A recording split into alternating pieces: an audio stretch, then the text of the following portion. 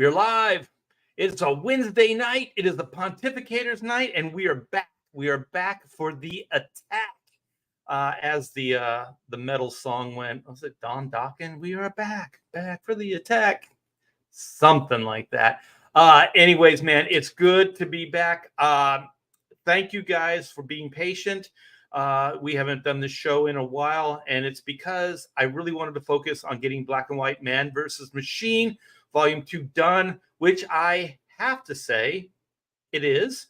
The main 64 pages is done, and I'm 2 pages into the epilogue, and so there's 2 more, and then that's a total of 68 pages. And then it's off, to the letterer, and then it's off to the printer. So everything else is done. All the trading cards, the pinups, everything's done, except for the epilogue and then the lettering. So that's pretty much an update on Black and White. And I just wanted to let you guys know that that's why Pontificators hasn't been going live for months now. And this is probably the biggest hiatus we've ever had. I think we had one in the past, a little bit of maybe a year or so ago. But anyway, yeah, it's good to be here. It feels good to be in the driver's seat.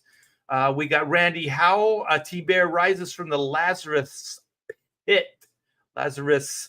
Yeah, actually, I think it's Aaron LaPresti, that kids that the stairs down over here lead to the Lazarus pit, and that's why I'm still alive, I guess, or that's how I keep my youthful appearance, which I don't think is all that youthful. Let's see, we got Marcus Killigrew in the hizzy. How are you?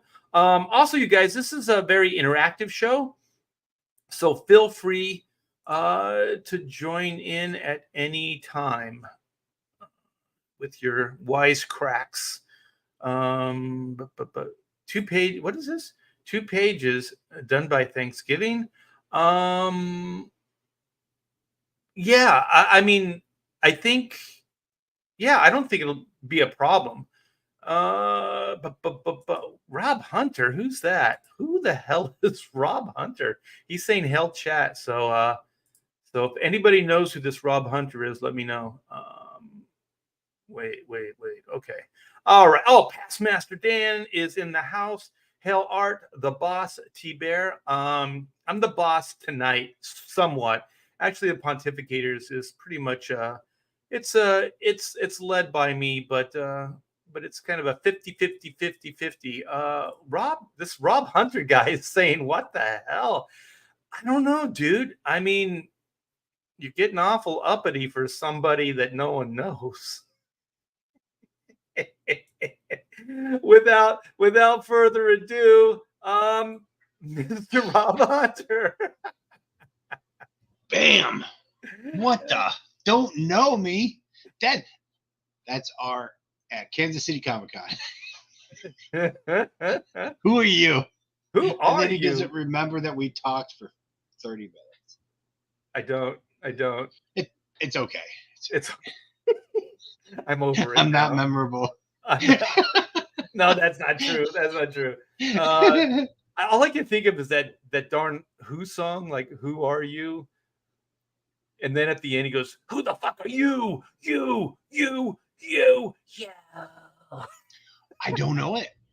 Is that a 70s song? Probably. Yeah. No. Everybody in the chat now attack Rob Hunter for not knowing that song. All right, man, we got a full house. We're going to have a killer show for you. And one of the big reasons why is because we got this guy. This guy's back. He's a mainstay, Mr. Bob. Mr. Comic Book Bob, I should say. I miss you guys. Oh, we love you too. You bitch. Nobody wrote. Nobody called. Wait a minute. Did you say you bitch? You ditch. Oh, dicks. I've never been hell the chat. I've never been called a bitch before. We're about to make it stupid. We're going to talk some butt stuff. Oh, there's no. some serious butt stuff. You know what? We're kind of losing like Chris Wozniak. I'm going to have to, contact that guy privately. You guys suck at communication. Who does? I do. You guys do. Oh, just in Everybody, general? dude, man. I'm like, hey guys, how you doing? It's like crickets. Everybody, I always answer you back. yeah, everybody was so intent on getting their stuff done, which is good because, like, you gotta get that stuff, gotta get that workout. But Yeah. I'm like, man, it's like, dude, I'm freaking lonely over here. Yeah. Well, there's somebody else who's never lonely. He's got all the chicks around him, and this guy gets shit done. And and he gets it done on time, and he's perhaps the sexiest guy in CG, Mr. Clint Helinski. Yo, what's up? It is good to be back. Hail chat. You brought up Don Dawkin earlier. Oh, Don. Oh, Don. I love Dawkin. He had the butter in his voice. I saw him a couple years back. He still had it. He's breaking the better. chains, Beast from the East. Yeah. All the good stuff, man. He's better now. Like, he's kind of grizzled now. He's got a little bit of age in his face, and his voice is a little bit more. His voice is still good, and I mean, even without Lynch, Lynch went off to Lynch Mob. I saw him a couple years back at one of the Indian casinos, and they are just, it was like, fuck yeah, right here. So. Yeah, just to talk music real quick, it's like also Don Dawkin is he's speaking out in defense of Mick Mars of Motley Crue and saying Motley Crue are a bunch of full of shitters and that Mick Mars is the real deal. So if there's any Motley Crue fans out there, or any Mick Mars fans, Mick Mars is his solo album, and the first song has dropped, and it's freaking awesome. It's awesome. Go check it out, Mick Mars. All right, man. So we are back. It looks like we got a full house in the chat. Let me touch base again. Make sure I've said hi to everybody. We got Edwin. Blood Bones Second Chance campaign on FMC. That's a long name there, Edwin. You might want to learn to shorten it up. Maybe use some initials or something. I like anyways, the sentiment though. Like, boo, Rob, boo. Why is he booing me? Because I didn't know who are, or you still don't know who we're talking about. This is turning into that Abbott and Costello who's on second. Oh my God. Freaking old men, I swear. Listen to you. Well, Bob, you were complaining about all the guys not communicating. We're a bunch of old white guys. I'm telling you, communication is not our strong suit. How's it going? I answered them. I always answer everybody when they message me. Yeah. Well, I just have to say boo Rob too. So I'm on board with you, Edwin. My wife does the same. So your wife boos you. Here's some. What is it? Bullet. Fearsome bullet. Bullet. Yeah, all bullets are fearsome, but I guess his is. Is that the spelling for the bullet whiskey? Bullet. Yeah, I think. I don't know what a boomer is though. Is a boomer someone with retirement? Because then I'm not a boomer. You. Just know it's you. Is my age? Is it my age? Yeah, it's somebody whose parents, did it after World War II. Well, then that's everybody. Everybody. No, that's not narrowing it down. It's like the first 10 years after World War II. It was like between 1945 and 1955. First 10 years, that helps. Yeah. Oh, so because I'm 50, so I'm 50. Wait a minute, you're 50? Oh, that's it. Yeah, you're a freaking. I was gonna say we lost Rob, but no, we didn't lose him. Rob's too old. Rob's too old for this show. Rob got sent to detention. wait for that, Rob. You're gonna go back. Hey, I still like the Flash movie. I still like the Flash. Oh, now you go piss off, dude. No, you don't. Did anybody? Did anybody see Nick Cage's explanation about him being in the Flash movie? Oh, yeah, he said it was stupid. Yeah, he was like, they didn't clear with him or anything. Yeah, he was not happy about his appearance. Wait a minute, they didn't clear it? So they just did it? Yep. Wait, he was in that thing. But no, he was in that crane harness. He said none of him fighting the spider thing was anything that he filmed. Yeah. He did like a still shot and they took that and CGI'd it, and everything else was without his knowledge.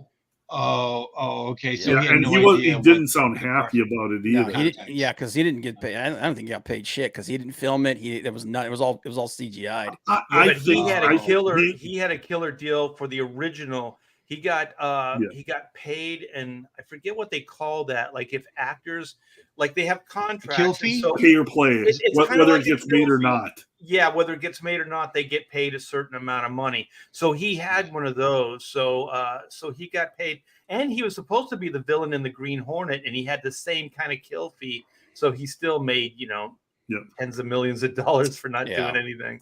John Malin in the chat. Yep. Hey, John. I want that Hail deal. Coach. Thanks for stopping by, man. Yeah, we got Gray Wolf. What's up? And I'm kind of behind. I'm trying to touch base with everybody. Master Dan. Past Master, we already said hi. Marcus, Edwin, Fearsome. There he is. The young man. Art is the only hip dude. Oh, How dare you? dude. I was having a lot of computer problems on the auction, so I admit it. I admit My it. computer was messing with me. I'm okay with that because I'm not trying to be hip anymore. It's a little too much work. Well, I built an AI, and it's kind of sentient, and it's like in its teenage years, so it's real snarky with me. And that Rob, happens to be are my you safe in your computer house? Are you under control? Or are you under AI control? Like I see not wires under- going up into your ears. Are they going all the way into your brain? Has the I have- AI taken over? I have made a deal with my overlord, the AI overlord. I keep him safe or it safe, and they make me rich. So It's a fair and we trade. take over the world. It's gonna be glorious. Yeah. Hollywood's figuring out like that their days are numbered with AI. So that's what I believe they're holding out for, man, because they know it's like their future is very, very limited right now. Oh, is that why you think the strike really? They're really scared Well, about it's AI? the only thing I would raise a stink about, because what they're saying is, I think what Hollywood wants to do is as soon as you're hired on, they're going to scan your likeness. Mhm. And so then there's Oh. going to be some kind of deal that has to be made right then and there. So either you sell them the rights or you don't or whatever. So I think they're trying to figure out what the parameters of that's going to be. Because okay. think about background actors, all this shit, it's going to be a thing of the past. Like there's going to be less and less work in Hollywood moving forward. Those people are going to be eating each other left and right, man. Good. So yeah, I don't think it's about money. I think it's about that AI. The studios are not WWE going is to that pay way. for background fillers. Yeah. It's just going to be computer generated. Everything behind the scenes, you're going to have like a main stage with the actors on it, and everything else. I mean, it's just too easy for them to do that, and then you're not paying those residuals to a backer, somebody just standing in the background forever. So, yeah, it's Yeah. Well, Can you you right imagine? now. Can you imagine how much you could probably pare the crew down when everything is green screen, actors, green screen, those cameras, and then depending on what AI is or isn't able to do with the cameras, because they already have, don't they already have remote control cameras for studios? they've got like a lot of like the cameras are all computer controlled and everything. Mm-hmm. Well, the ones that they did for like Cameron did for what is it, Avatar, that also within the camera shows the background. I don't know if it's like completely rendered, but at least there's like a semblance of like the backgrounds and stuff. So compositionally it's a model. speaking, he can move this camera around the actors and see roughly what the backgrounds and composition. Yeah, that actually started with Lord of the Rings. Yeah, it's the object model with no texture. Yeah, that way the computer can. The rendering comes later because that's where all the I like Randy said, man, Hollywood eating itself. Yeah, I'm all about that. So I had like the only people I had any sympathy for during the strike was like the blue collar guys, like the grips and stuff like that. Yeah, the crew. Those guys, guys. The actors and the writers and that stuff. I don't give a shit about those people because they fed into the system that created this whole situation. Yeah. So piss on them. Well, the thing is, like, I know a few storyboard artists, and I know makeup artists. And if Hollywood and those writers and actors don't think that those people are hurting right now, they are freaking hurting. Oh, yeah. They just want to get back to work because they don't have any skin in the game. This isn't going to affect them one way or another. And when they start calling names like scabs and things like that, it's like at that point, I say F you, and also F your union, because if I can't feed my family, then what the hell good is any of this stuff? Yeah, and here's the thing. Like, I'm sorry, go ahead. Well, I was just going to say, if somebody told me I couldn't draw a comic book, I'd tell them to burn in hell. I would say, fuck you. You know what I mean? Like, I'm going to draw a comic book. I'll sell it to whoever, but I'm going to do this with or without you. And if you call me a scab and names and try to, drag me through the mud, I'm going to do it anyway, because who the hell are you to tell me I can't be an artist, or I can't be a writer, or I can't be an actor, or whatever, because you get to say so. You know what I mean? Like, screw that. Dude, they were even getting pissed at people for like posting pictures of themselves in like Halloween costumes and shit. Yeah. I'm like, what the frick? Yeah, Like, really? like, who the hell is like, go to friggin' hell, you bastards. They were saying their kids could only dress in certain Halloween costumes. The kids, Nothing from Hollywood. Kids couldn't represent movies that were being. And it's like, you're telling parents what their kids can dress up as for Halloween. Hey, what's the guy who played Deadpool? What's the actor's name? Ryan Reynolds. He dressed his kid up. He's the one who brought this up. Yep. Yeah, and then he called his kid a scab. Exactly. Dude, that guy gives zero fucks, man. He's like, I don't care. Dude, he's made so much money. Ryan Reynolds gives zero. Reynolds gives zero shits what anybody in Hollywood thinks, because that fucker's made so much goddamn money outside of Hollywood the last couple of years. He's like, fuck you. I don't even have to ever make a movie again. Like, well, the thing is, he's learned the formula. These guys can produce movies. They have production companies. And the thing is, if I was in that position, and I had that kind of money, I would not go through the union. I would not hire union players. I would go completely non-union production. I did it never happened, but I wanted to do like a YouTube show, and it was going to be like remember Ask a Ninja, or like, this is old school, like where they would have actors come in and they would pretend to be normal people, like that one girl that had the camera in her bedroom and she just talked about her high school stuff and things like that. And that it was turns very out early she on. was she was an actor.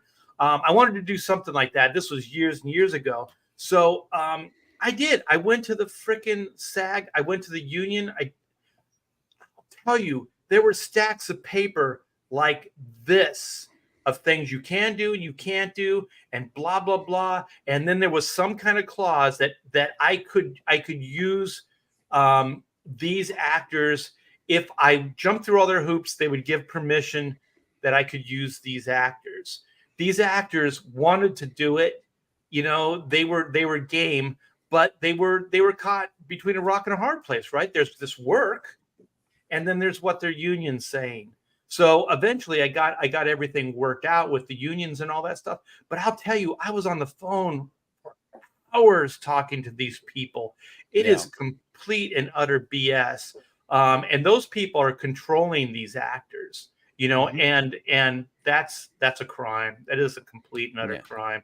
They don't serve anybody. They serve themselves. They don't serve anybody. I'll tell you one thing though, that like this whole situation with like Rachel Ziggler and all this shit, where she's basically submarined that Snow White movie. Oh yeah, she does. One thing I will say about in favor of the studios is, these actors, man, they don't give a shit what happens to these movies once they're getting paid no matter what, whether the movie succeeds or not. They're getting their money. So what if I was the studio director, I'd be like, okay, you guys want all this extra money and everything, fine. Then you guys got to accept some of the accountability, whether or not the film succeeds or not. So like, if you're a lot of it is contractually obligated. I don't know what I've never seen anyone go off the rails like that Ziggler chick did. Oh, well, the last one that did that was like Brie Larson. Yeah, Brie Larson talking about white male critics around the Marvels movies and you see what it's done for her career. So Yeah. But the thing is, okay, like, so if you're getting paid like 10, like, okay, you're contracted for $10 million. Okay, 2 million of that you get automatically, no matter what. But then, once the movie's done, you got to go on the promotional tour. If you say something that causes this movie to tank, you ain't getting the rest of your money. And Well, I'm a sure lot the of those studios actors are aren't getting looking paid at jack contracts either. like that. Okay, Yeah, they from don't get what I paid understand, jack. like they don't have anything like that. It's just like they can say and do whatever they freaking hell they want. No, I think Rachel Ziegler, I think she's on a leash. I don't think she's just making this shit up. I think they know that she's a loose cannon and they're releasing her onto the public. Yeah, I mean, who would invest millions, like hundreds of millions of dollars on somebody like this and not know how they are or not keep tighter reins on them? It makes no sense unless it was somehow authorized by their on high, overlords. I firmly believe that. I think it was the She's spewing their producers. message. I think that it was the producers that they're like in an echo chamber. Yeah. But like if I'm like the studio execs, like if I'm like the top people like that, I'm like, if you guys want a cut of this other money that's coming in like that, we're gonna make sure that if like you accept some of the accountability for this. So if the movie tanks, you ain't getting the rest of your money. That's how it's always been. But like I said, I think like this Ziegler or whatever her name is, she is being authorized. They loaded the gun and they aimed it, and she's the gun, and she's getting out that message because that's what they want. That's what Bob Iger wants. That's what all those Disney execs want. They want to change the paradigm. They want to shift it over. And in the shift, somehow they're going to be on top of the food chain like they're not already, but they'll be higher up on the food chain. I'll tell you, man, it's like the Joker said. Some people just want to watch the world burn. Yeah. Like these people want to watch the world burn so they can rebuild it in their likeness. The thing I don't understand is like it's never freaking worked. It's never worked. It's never helped a movie succeed. It's always hindered them. Right. So but the thing is, that's not what their ultimate goal is. They believe in their cause. They believe that they keep pushing their agenda that it'll eventually work. And they're zealots. And they're zealots. Yeah. So there's no failure. There's no dialing it back a little bit. It's just keep pushing it harder. And if it doesn't work this time, push it even harder because eventually our message is going to break through. And from the actor's perspective, they just do what the producers tell them. Oh, yeah. Yeah. Because that's who they're selling to. They're not selling to the American audience. They're selling to the producers. The same way comic book artists they are just selling, or end writers are selling to the editors. Dude, how many comic book stories have you read where you can tell that the writer is writing a story for the editor and not for the audience? Oh, yeah. Everything in the last 15 years. Yeah, so you can tell that there's that there's that weird zone of like they're so insulated from things that they don't care. That's not their job. Actors have no agenda. Their agenda is getting their next job and doing whatever the people that are paying them want to do, so they get more acting jobs. And I just think that the networks and these overlords are just exploiting these stupid or needy actors. Oh, you know absolutely. What I mean? Like Rachel Ziegler, she's like, well, I want to be a star so bad. Yeah, well, we need you to say this. Okay, well, I'll say it. Or they don't even really tell her what to say. They just kind of give her like some guidelines, you know. And then just like I said, she's a loaded gun. They just aim her at the press and let her just start, spraying the audience with, bullshit bullets, No, well, that's 100%. That's 100% what it is. And when you listen to her talk about it, she was fed talking points for that interview. And then it blows up in their face. Yeah. And I know first one. I know the first one she did it with the producer, and the producer was just parroting the same shit. Yeah. But I'll tell you what, man, it's like, to lead into the first story that we're going to talk about, this stuff is killing everything, man. Yeah. It's killing everything. And the problem is there's people that still love this stuff and support this stuff. And there's innocent people that are getting caught in the crosshairs and that are going down. So why don't you bring up that article, Bob, and we'll get into that one. Because I was going to say, But the other thing, the thing that we're talking about, like that variety piece and more articles and more people, like even what's her name? Gail Simone was talking about how the old days were better. Dude, let's not they're go off.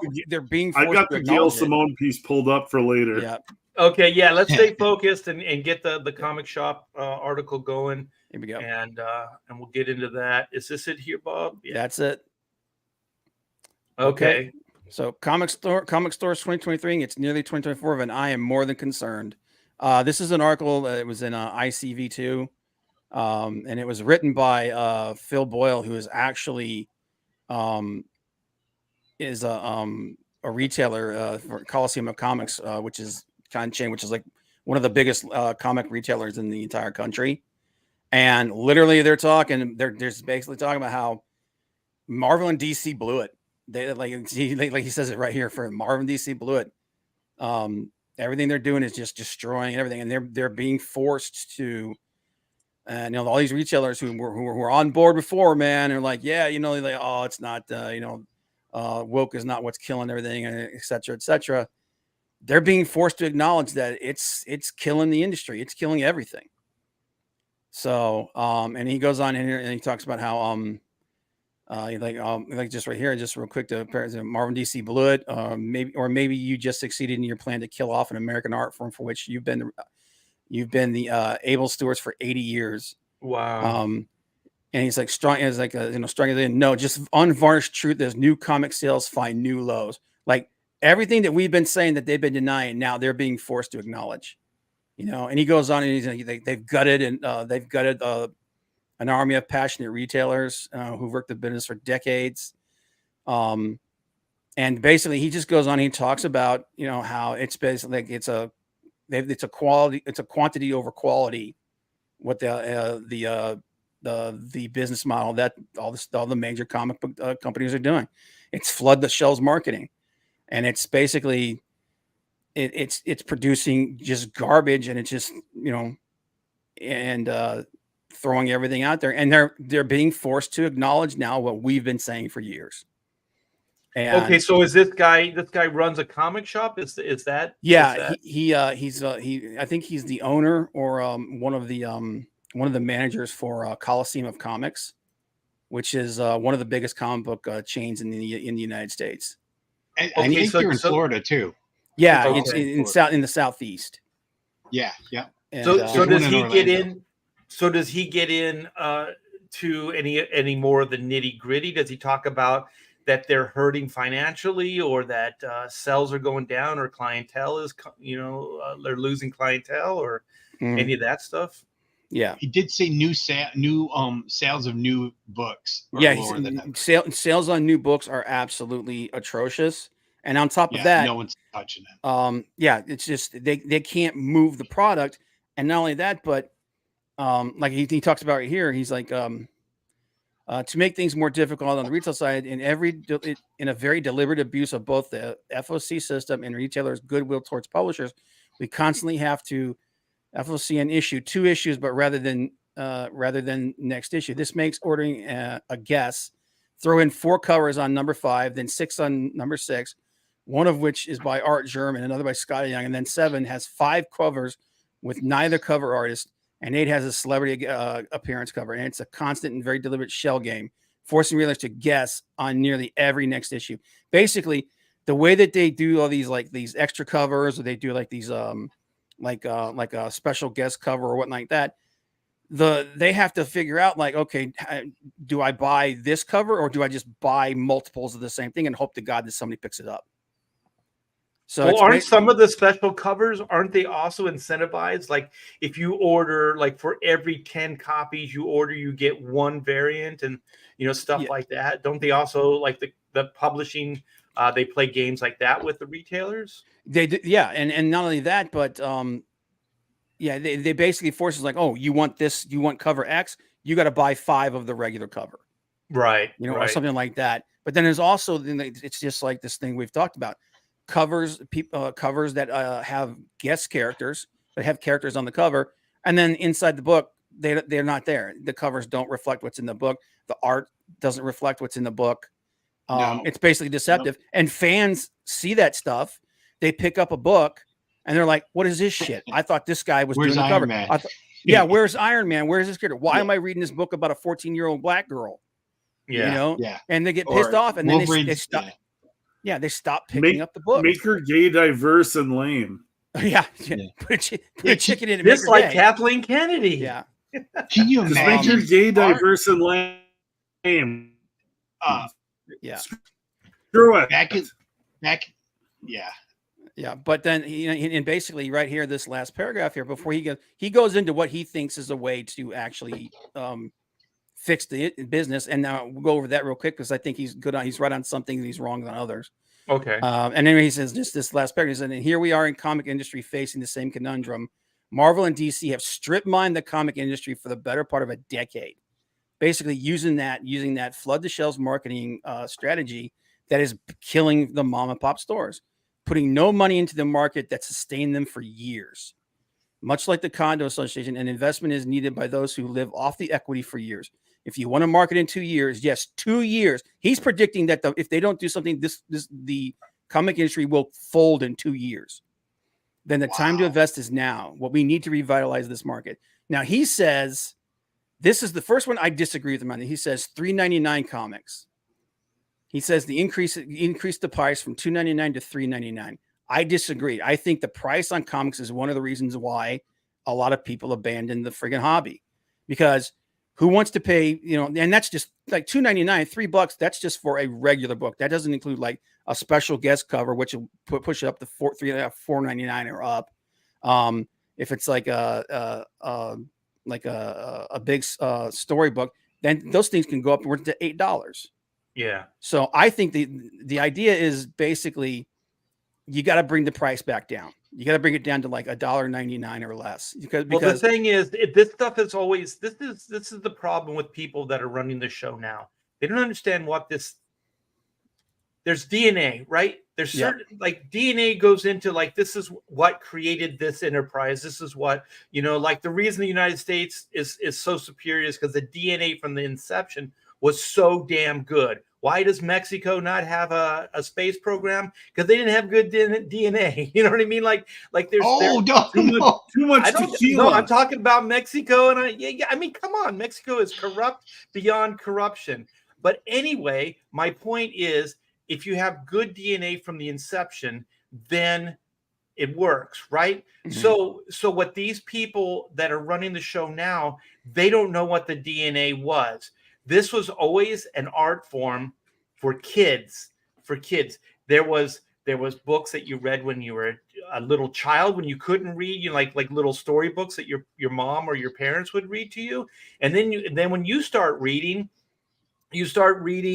comic books, adventure, stuff like that. And so that's your gateway from maybe like 6 to, I don't know, 15.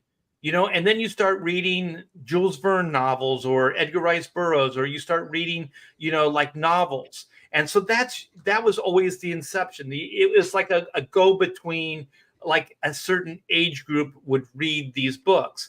Well, and also they were inexpensive. So they were throwaway entertainment, right? Buy a comic book, read it, throw it away, loan it to your friend, whatever. Yep. It had no value to it. It was the entertainment, and that was it. It was 22 pages, 10 cents, 15 cents, 25 cents, whatever you guys paid for it at the time. That's what it was worth, and that's what you got out of it. Now, it was disposable. It was disposable art form. And now people don't realize that. They think that this stuff is to be coveted. There's a whole, there's a different paradigm. It's not just a one and done, get in, get out, entertain people. It's like, oh, collectability. Oh, it's about this. It's about, all these things that just complicate it. And I think that it needs to go back to at least some of the ideas, which is make them for children and sell them to children.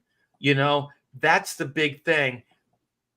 I just think that they're missing the mark. They're going, oh, well, we're going to do numerous amounts of covers. We're going to do X, Y, Z.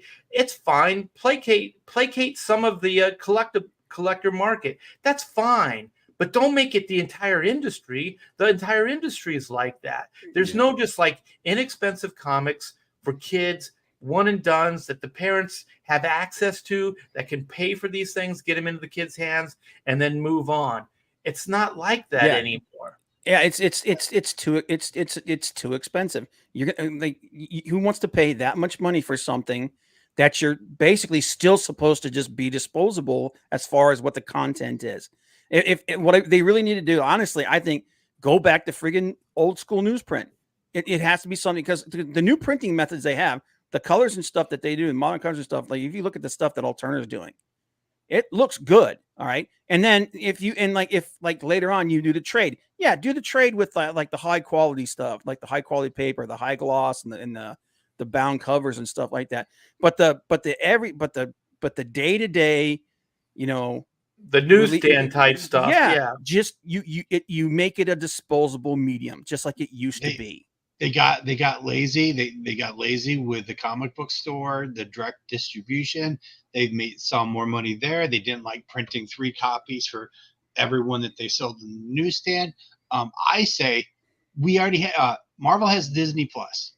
Yeah. Digital Disney Plus. DC has Warner Brothers HBO. There you go. There's all DC's books digital.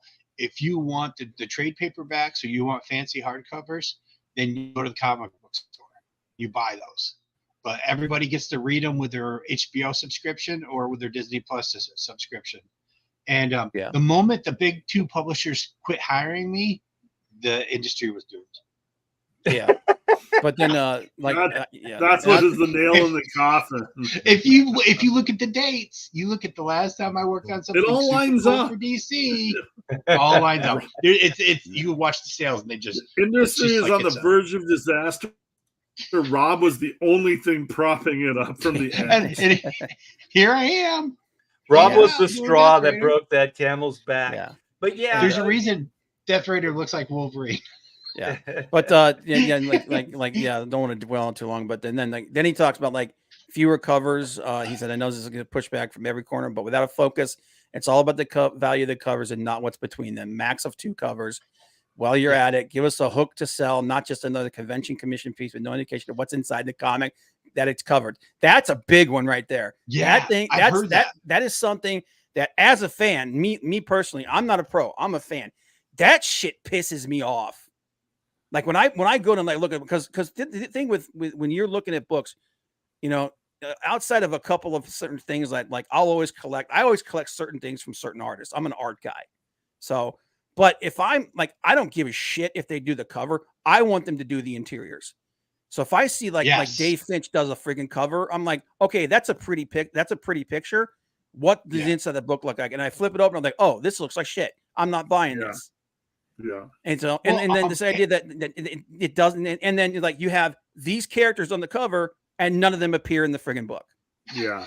They've always done that, though. I mean, there's always been come on covers like, oh, Batman's dead, and the Justice League are standing around, a headstone and things like that. I mean, those things that's been around since the 50s. But they kind of related to the story. There's an element in there where they think he's dead or something like that.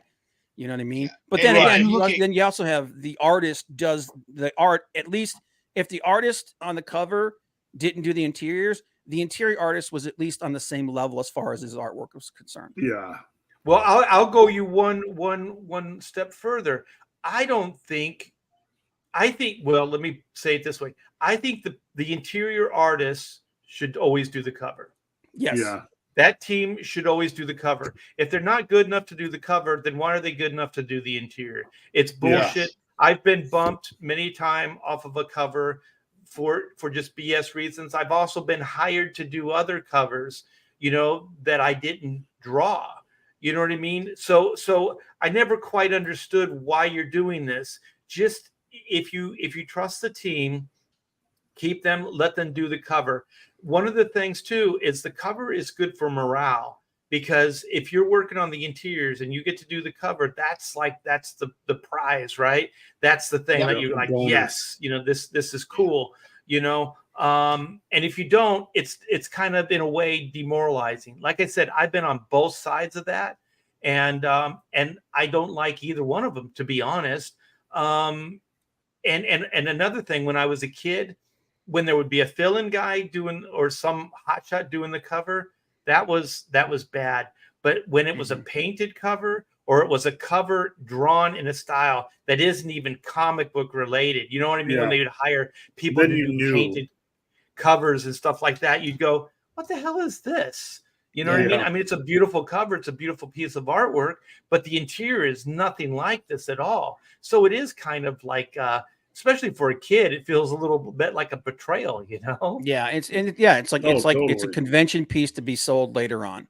Yeah. Well, have you guys seen Greg Capullo's covers for Marvel? You can tell that they just gave him a generic list. Yeah. Even though it's Greg Capullo and he should be drawing covers specifically for those stories, it's Wolverine jumping through the air. It's the Hulk standing in the shadows. It literally, they just said draw whatever.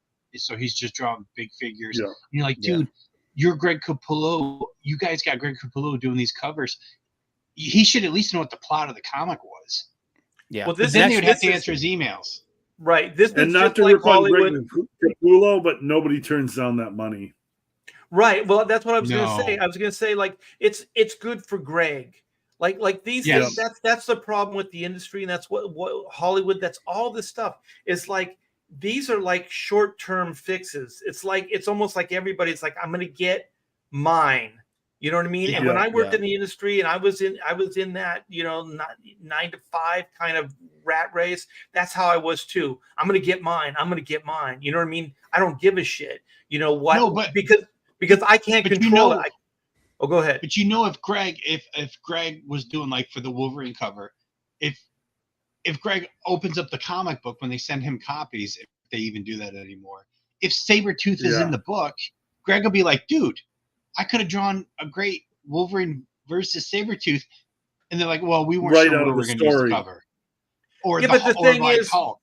Yeah, but it doesn't matter. It doesn't matter to Greg, because if he just has a list of characters, then he's just banging stuff.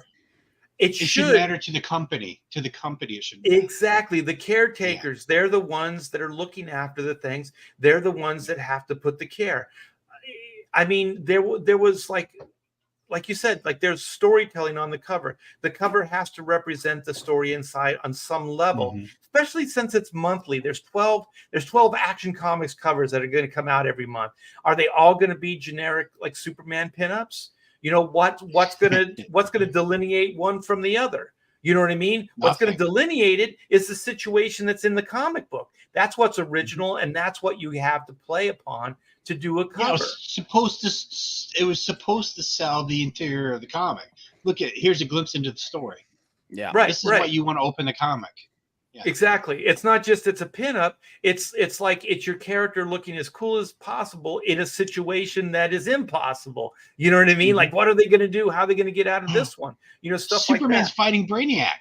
Superman's fighting Brainiac in this issue. And then you open it up, and not even in there.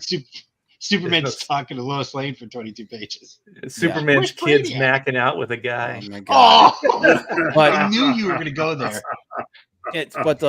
So then the next thing, and this is a really interesting, and this is something I've been saying for a long time.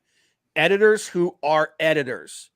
Too many stories are lackluster and agenda driven. See, they're being forced to admit it right there. Agenda driven. Too many covers are con sketch driven with no sales point, just like you just talked about. Yeah. And too much interior art is amateurish. It's clear neither Marvel nor DC has a publishing plan beyond the current reboot. That, to me, right there, is the biggest thing. Editors used to be the keepers of the characters. Yeah. You know, it was like you had, like, your book, your art, everything had to meet a certain criteria. Nowadays it's just rubber stamping shit. Boom, it's boom, deadlines. The editors are now traffic cops. All of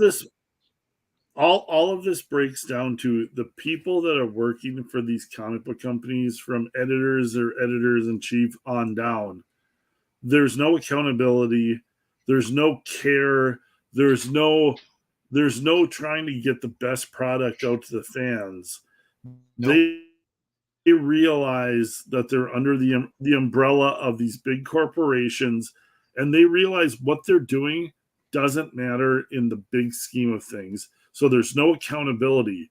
They're just puking out crap. at the cheapest, easiest way that they can. Yes. Occasionally giving gigs to their buddies who are still good artists, or keeping like friends employed. But because these Marvel and DC are under these big corporate umbrellas, everybody that works there knows that what they're doing doesn't matter, and they're putting in zero effort. Yeah. Yeah. Well, when I did the comic books, it wasn't like I was always like, oh, the grand scheme of things and sales and all that other stuff. It was more or less like I was having a great time. You know what I mean? Like these were characters that I loved as a kid. You know, you're always like pinching yourself, like, oh, I get to draw Superman. Oh man, this is a great pose, or this is a great situation, or whatever it is. And then you just kind of like, you're just interested. You know, you're excited and things like that. But I think there's a lot of people that are drawing comic books now that are just, I guess, Tumblr-ish. You know, it's kind of a cliche now, but people that are just kind of looking for a paycheck. But I don't know if they have any true love in like the tradition of it. Like Marvel and DC, especially Marvel, had like a house style. You know, there was like a look, there was like a level that you aspired to. You know, there was the Kirby years, there was the Neil Adams years. You know, there was the 90s, the Jim Lee kind of stuff. You know, so there was always kind of like this house look that everybody kind of aspired to. Well, now like the aspirational stuff isn't up. It's kind of like middle and lower. You know what I mean? And it is done just for financial and all that stuff, because I just don't think the incentive is on the caretaking of like the tradition of these characters, or telling particularly good action adventure stories. It's about propaganda. Yeah, yes. And they always follow a lead. Like I never got a response from any DC editor until Jim Lee's Hush hit big. Because then when they're like, oh, Jim Lee's raging hot at DC, let's go hire a bunch of guys that are influenced by the image creators.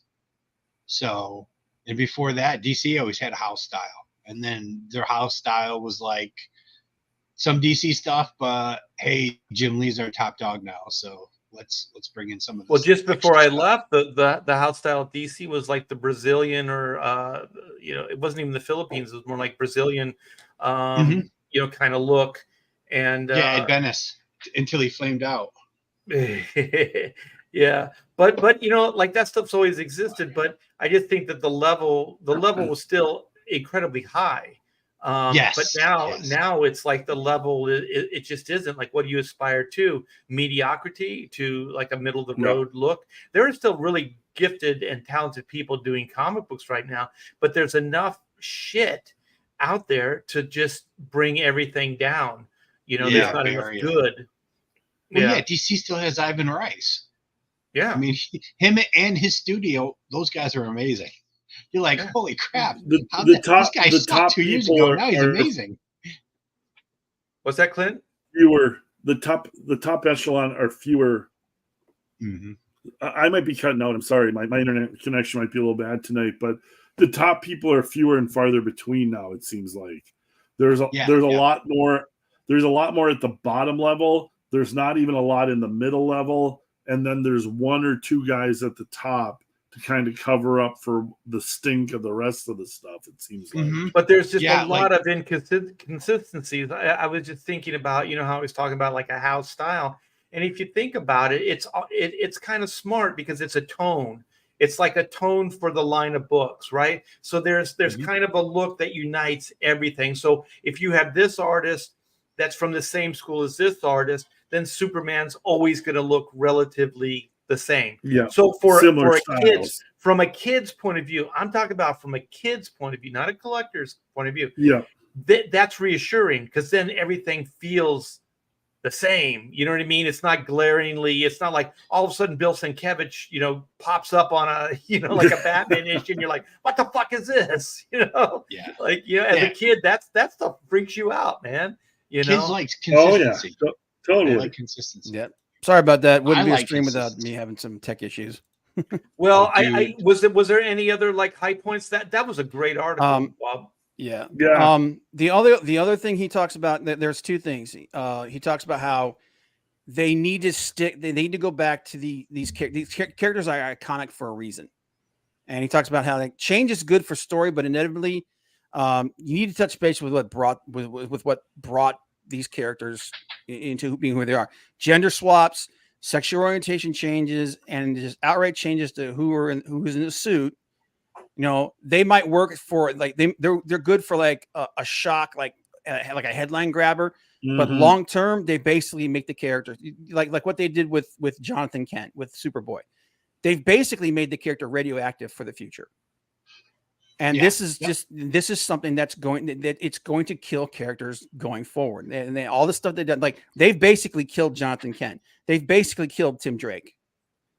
And every time that they do this, every time that they gender swap or they do these sexual orientation things or something like that, they get a quick headline. They get like maybe a slight bump from people like, oh, I know I'm going to go buy this one, but then they don't support the thing going forward. And then the people that are like, are tired of stuff. It's basically, it's the South Park thing. Put a chick in it, make her gay and lame. You know, yeah. It's funny to say, but it's true. What it is. Yeah. It's a gimmick. There's no substance behind it. The only way you're really going to build an audience is be sincere and to, be honest about it. Try to tell good stories and have some integrity. If you're just doing gimmick here, gizmo there, whatever, then it's always going to reek of insincerity, and eventually you're going to lose even the most diehard of collector or fan. The irony of it is that they're treating homosexuality or being gay or well, you're breaking up bad. Hey Clint, is your internet, or do you want to bop out and then bop like back that in? whole thing as like a hologram? I don't think you can hear us. But I froze up there. I don't know if anybody else did. Yeah. You might want to pop out and pop back in and reset, man, because it's pretty bad. Okay. Yeah, see if you can get a better connection. Okay. Yeah. But then the other thing, terrible tonight for some reason. Yeah. But then kind of like adding, like connecting to that, he talks about, he's like, they need to stop telling stories. They need to tell stories without proselytizing. He talks about how like for decades, they've been chasing away large portions of the customer base with these tales that instead of entertaining, they're basically it's a sermon. It's a preaching. It's an ideological screed. Yeah, comedies have been doing that too for a lot of years. Oh yeah, it's basically it's the message, as Critical Drinker says, is more important than being entertaining or whatnot. So and like I think those two things like they tie into each other. So and the thing is that this is the thing that it's got to be by design.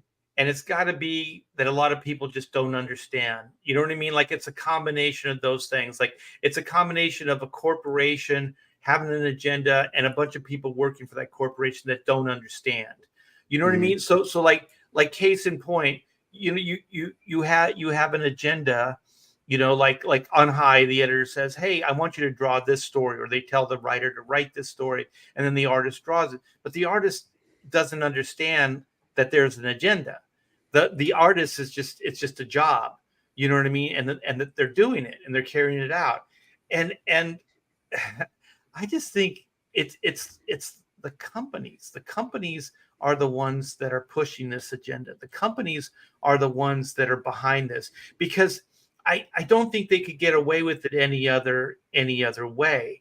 That there's a whole generation that have been raised to have contempt for this stuff and they just don't care. They don't hold it in any kind of reverence, and they're just butchering it because they just don't care. And then there's a bunch of kids that didn't really read the comics and they don't care either, and they're just drawing them. And then before you know it, you just have a bunch of shit that nobody even wants. And about the preachy stuff is like there's some fundamentals that have always existed and that once again, I think it's either agenda or people that don't understand. Preachy like messages, this type of stuff, like, oh, save the whales, or do this, or the environmental, issues of our time, or gay rights, or whatever it is. Nobody wants that. The only people that are going to get behind that are the people that are pushing that message. Everybody else doesn't really give a shit. Yeah. They don't care. The only time it works, and when entertainment did it right, is when there were stand-ins for these things. Like the X-Men were stand-ins for like racial injustice or whatever. And there's some people that say that, but I think even Stan said that's not what we were trying to do at the time. But whatever the case may be, it's so disguised you can't see. Or Star Trek, like they had, the Enterprise had a bunch of different, ethnic groups and people like that, and it was just done very matter of fact, and it was just there. You know what I mean? But it wasn't like, hey, look, we got an Asian guy. Hey, look, we got a black chick. Hey, look, we got this. And so that's the difference now, is like you can hide like all good sci-fi, or they're heads up. They're like heads up stories. They're stories that try to warn you. Like Frankenstein is like super science gone crazy, right? That's the first sci-fi story. So these are all masked, and if they do their job right, it's like so entertaining, but then if you go deeper into it, you realize, oh shit, this is what this means. This is what they were trying to say. Like comic strips, like do that. Like all good entertainment are able to rip stuff from the headlines or poignant stories, and they disguise them in such a way that you don't realize you're being preached to until after you put it down and go, oh, that was really interesting. And then you hear a friend say something, or a newscast comes across, and you're like, oh shit, that's kind of like what, Chris Claremont was doing in the X-Men, or whatever it was that you were reading at the time. And that's entertain first, message second, always. When I was a kid, my favorite comics were Iron Man and X-Men. Iron Man was rich. X-Men were rich. X-Men's villains all wanted to kill them. They weren't villains trying to rob banks. The villains weren't robbing banks. Their villains were trying to kill them in every issue. So that was stakes. Every issue mattered because those villains were trying to kill the X-Men. Right. It wasn't Spider-Man worried about paying the rent. Yeah. Those are, sci-fi epic superhero adventures. I mean, it's not complicated. You can do complicated sci-fi adventure, but if you can't do adventure in a comic book, why would anybody read it? We don't want. I think what they call them, they call them analogs. Is that what they call, like when it's a stand-in? It's an analog of this. Yeah. So you're not hitting the nail on the head. You're not saying, oh, we got 4 black people and 5 Asians and 1 white guy, or and 5 girls in the story. It's just matter of fact. It's just done, right? And they're all written equal. They're all written, where they're pivotal to the story. They're all important. All those things. Cool in their own ways. Right. And then you never have to say it. You never have to go, oh, isn't this cool? We got this black chick in the comic, or we got this gay person in the comic. It just is. It's just matter of fact. It's just there. Mm-hmm. It's organic. Yeah. Yes. Yep. Yeah. And that's the problem. It's like nobody likes to be preached to. Nobody likes this shit. Nobody likes it. When I grew up, there were the 3 things, right? You don't talk in polite, a company, sex, religion, and politics, right? Mm-hmm. Like you bring up any of those things at a dinner party, you're probably going to piss somebody off, and you're going to get into an argument. That's why you don't do it, right? Yeah. And so there's certain landmines in society that you just don't do. But now it seems like entertainment, they put that landmine right out there, and they say everything. Right. And then they go, okay, here it is. Oh, you stepped on it. Well, it's your fault. Like they put those landmines in there. They go, okay, we virtue signal. We're so great. We did X, Y, Z, right? So we're so progressive. And then if you go, but it wasn't an entertaining story, then like the landmine, you just stepped on it and you just blew yourself to smithereens, right? Like you can't even question it. You can't even, you can't even broach the subject. Right. And that is like, it's a kiss of death, man. Exactly. It's basically it's the exact opposite of what it used to be. It used to be entertain first, message second. Yes. Now it's message first, entertain second. Yeah. When Bishop showed up, Bishop was the main guy. He was a big black dude he has mutant powers and he has guns. His two buddies that are behind him, you never even heard the white guy talk, but we weren't like, oh look, the Hispanic guy and the black dude are the main characters of Bishop's team. You're like, dude, look how cool those guys are. He looks badass. Yeah. Yeah, like, dude, not only does he have mutant powers, he's got guns from the future. This guy's awesome. And he did awesome things. And we're like, it wasn't like, the writer wasn't running around going, Chris Claremont was going around going, well, there wasn't enough black representation in the X-Men, so we brought in Bishop. They're like, well, they had Storm. They had Storm. Yeah. So well, I mean, the thing is, like the new X-Men was like the most progressive idea you could possibly have. Like it was an international team, and they came in and they were from different walks of life. And you know what? It made everything interesting because the writer and the creative team were also good enough that they could do accents, and those accents and because of their ethnic background, it gave, I don't mean this the wrong way because they used to say it gives it color. It gives it this whole different a range of things. Like it's not just Batman from Gotham, talks a certain way. It's like this guy's from Canadian, he's Irish Wolverine, Irish Banshee, Russian Colossus, Japanese Sunfire, Canadian, African Aurora, German. Who else am I forgetting? Native American not Warpath. What was his Thunderbird? Thunderbird, yeah. But even when like Gambit came in and Rogue, they were from different places Jubilee. in the United States, but they had accents and stuff like that. So there was always like an ethnic bend to their character and their personality. But for me, it just added to it. Like that was the character, right? They were just cool, but they weren't going, hey, guess what? Now we got a Jamaican character, or like we got, a German. You're making your point, Art. Look at how woke that original X-Men team was. Look at how woke. If that team showed up today, how woke it would be. You had a Native American, an African, a Japanese, a Russian, an Irish. Like it was like it tried to cover all the bases, and everybody would be screaming, "Oh, look at how woke they are! Look at how woke they are!" Look at but nobody cared. Thunderbird would talk about written is the poverty in the reservations. Thunderbird would only talk about the poverty. Yeah, it's not about. Oh, I'm sorry. It's not about. Here's the thing. It's not about where they come from or what their race is that makes them woke. It's the way they present themselves. Yes. It's the way they present the characters. It's like the way they were presented this time was just that a mutant can come from anywhere in the world. This is a worldwide thing. That's what that whole thing meant. It wasn't. But today it would be about. It would be about where they were from. Everything would be about their race. It would be about their gender. It would be about their sexual identity. That's what the characters would be about. These were characters that were built that this was one element of who they were.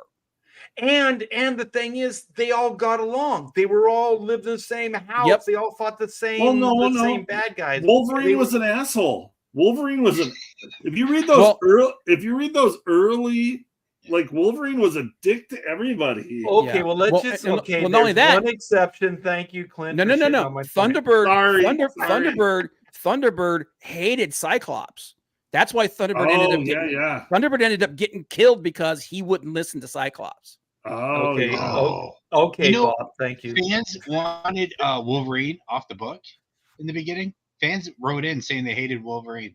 Yeah, because he was such a dick. Well, not only that, because it wasn't until they he used his claws and he didn't have his gloves on. Everyone assumed that his claws were part of the glove. Part of the gloves. And then yeah. when they saw the claws were part of Oh, him, all of a sudden people were like, Duck oh, Bacon is who's right. this guy? Sunfire had a real attitude too. I remember because Yes. Sunfire left the team on his own because he just couldn't get along with. He was a everybody. narcissist. Yeah, he was in love with himself. But they still fought the same foes. They still lived in the same house. They still got along somehow. They coexisted. But let me go back because we're kind of going on a tangent. But I want to say like the SJW and that part of it.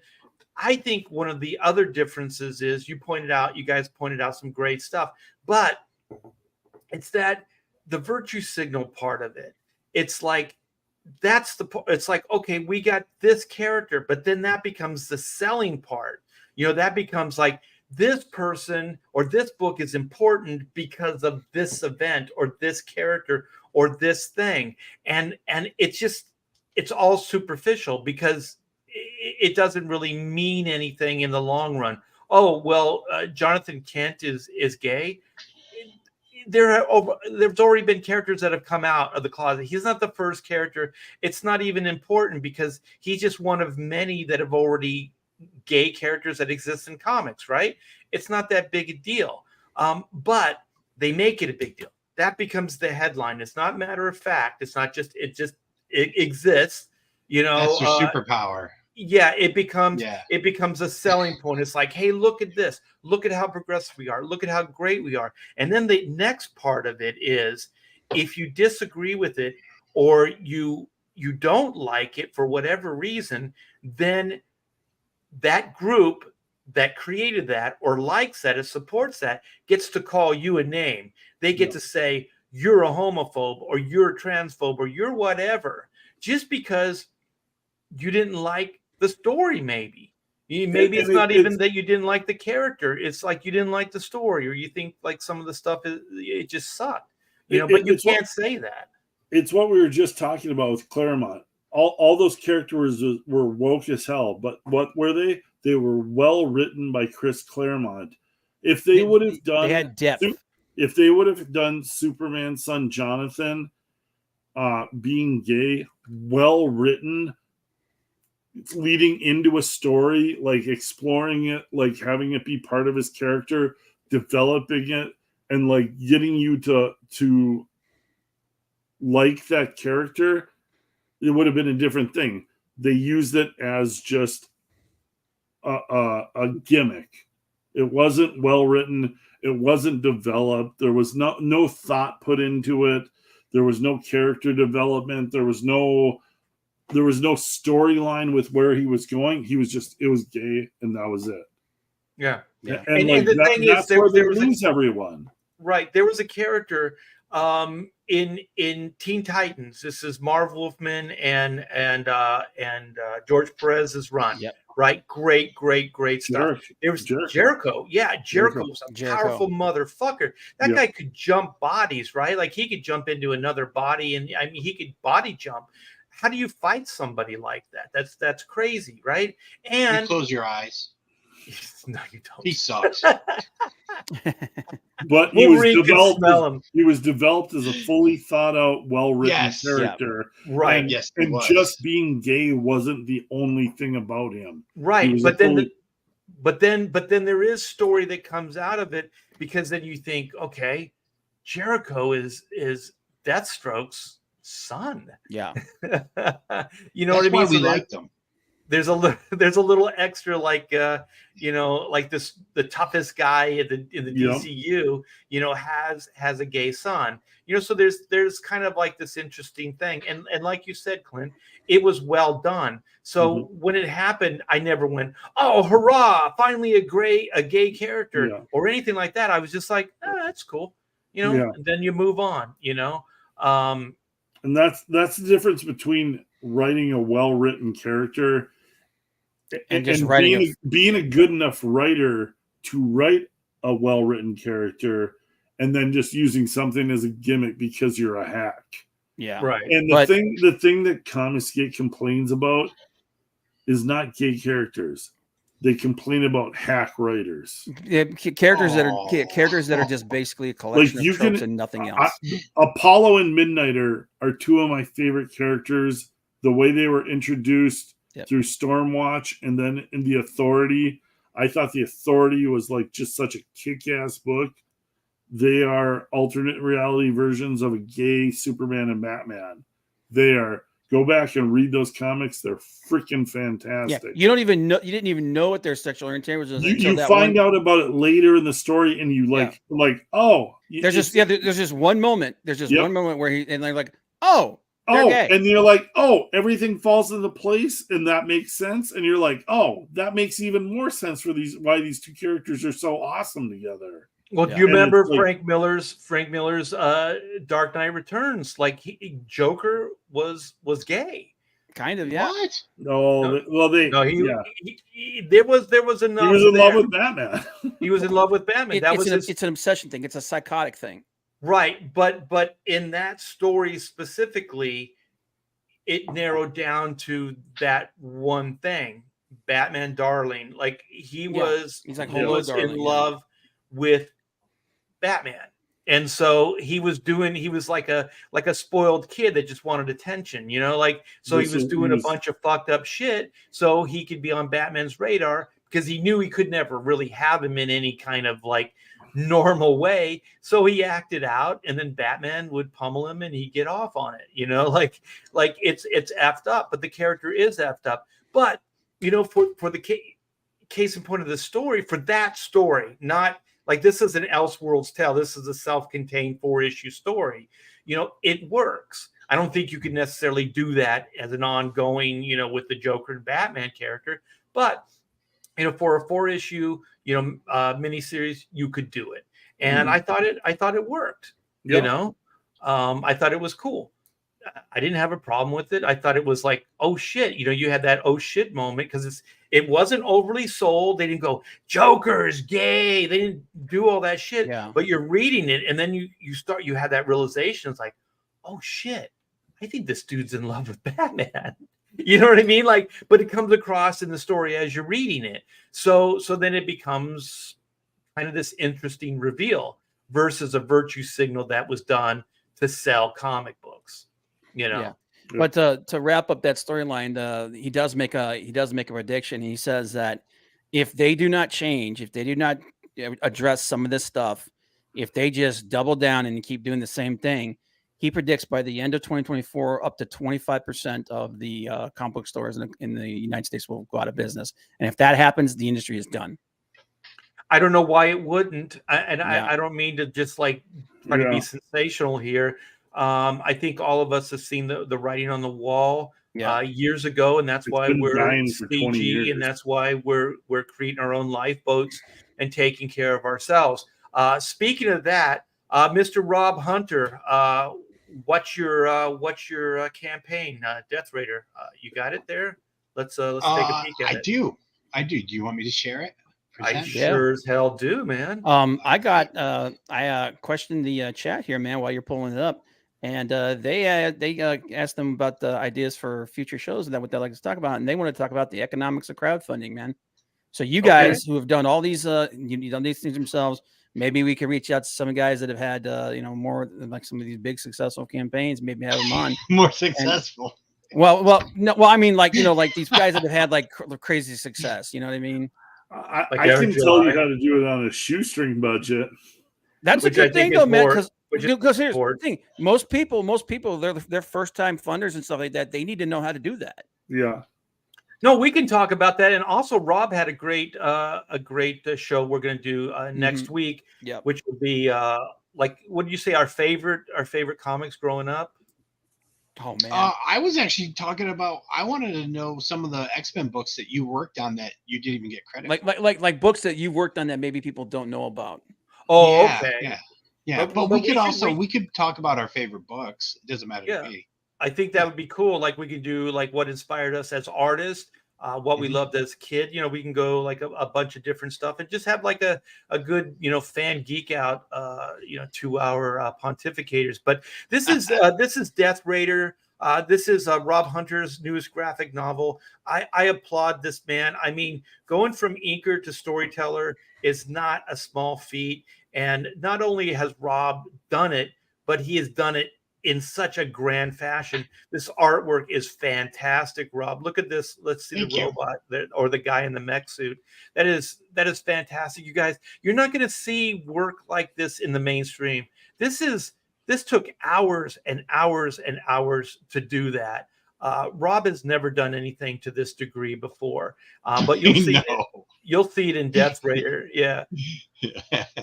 It's weird because when you do these crowdfund, like you do these books for yourself, it's like you find you're willing to work way harder than you've ever worked before. Well, you know what's crazy is I always put this much intensity into the comic book pages. You just, obviously I couldn't spend 3 days inking a comic book page, but I would spend more than a day inking a comic book page. It's what they'll let you do and what the deadline lets you do. You cannot shit on my point. This stuff that you're putting into this is beyond anything I've ever seen published of your work. Oh no, this is 3 days. Some of these pages, like is 3 days. You know what? page. Just say thank you, Art. Just say yes, Art is counting on you. Just say thank you, Art. Dude, I'm gonna tell you what, man.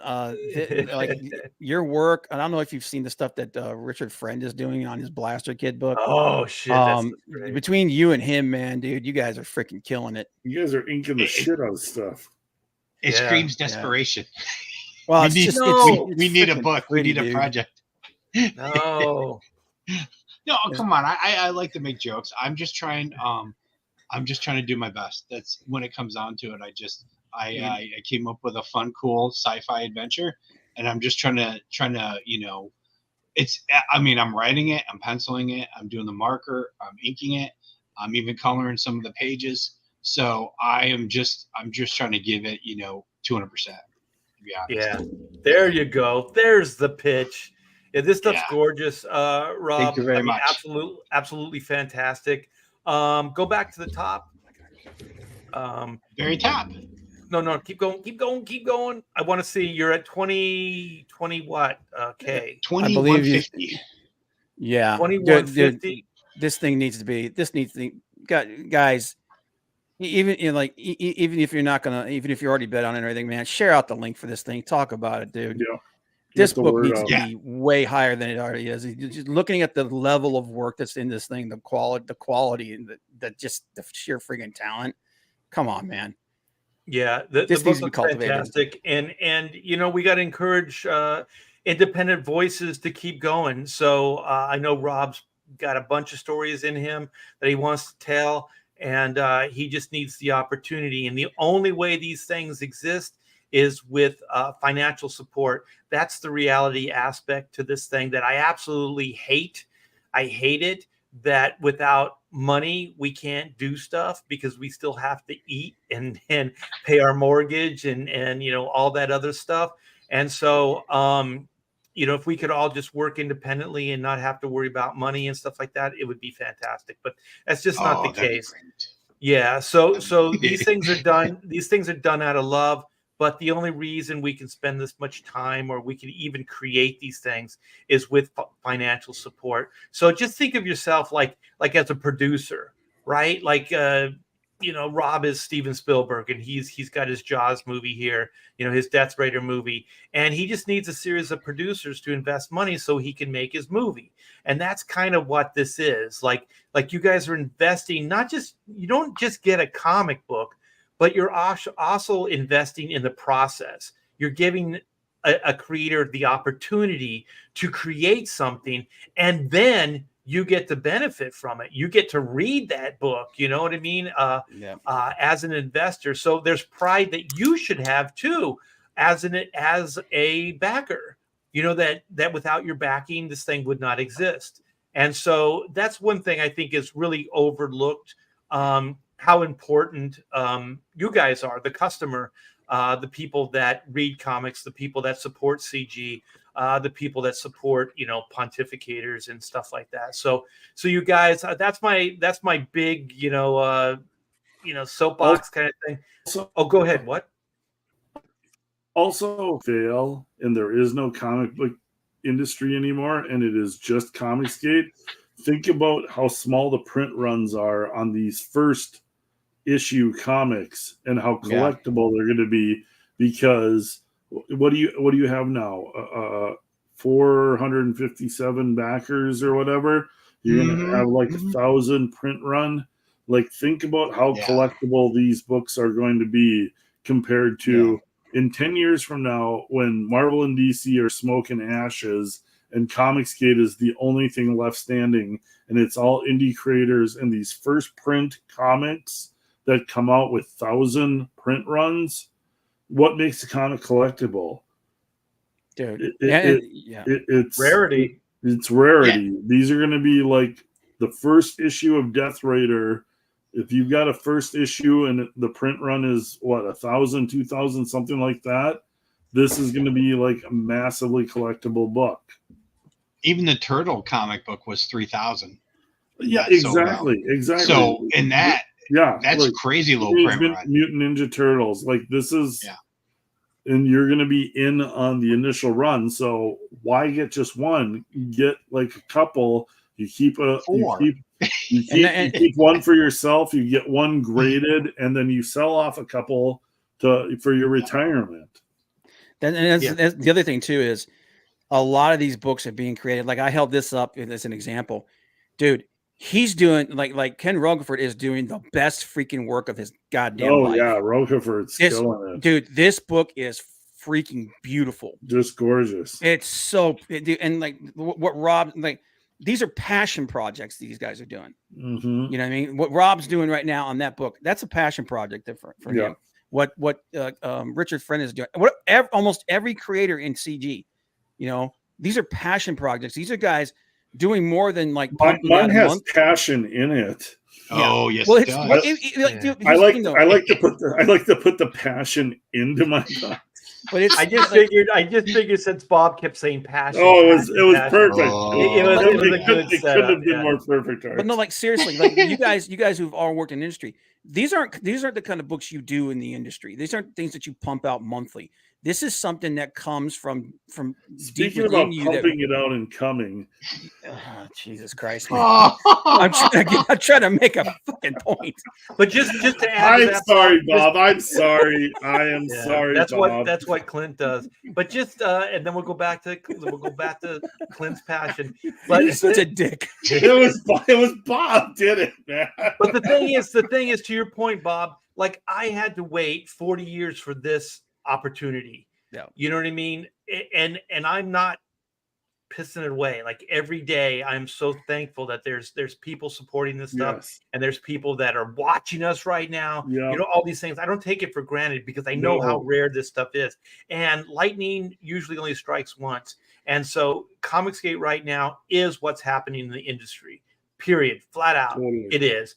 And so you know, these are books that are coming out. These are books that are changing history and entertaining people. So take it, Clint.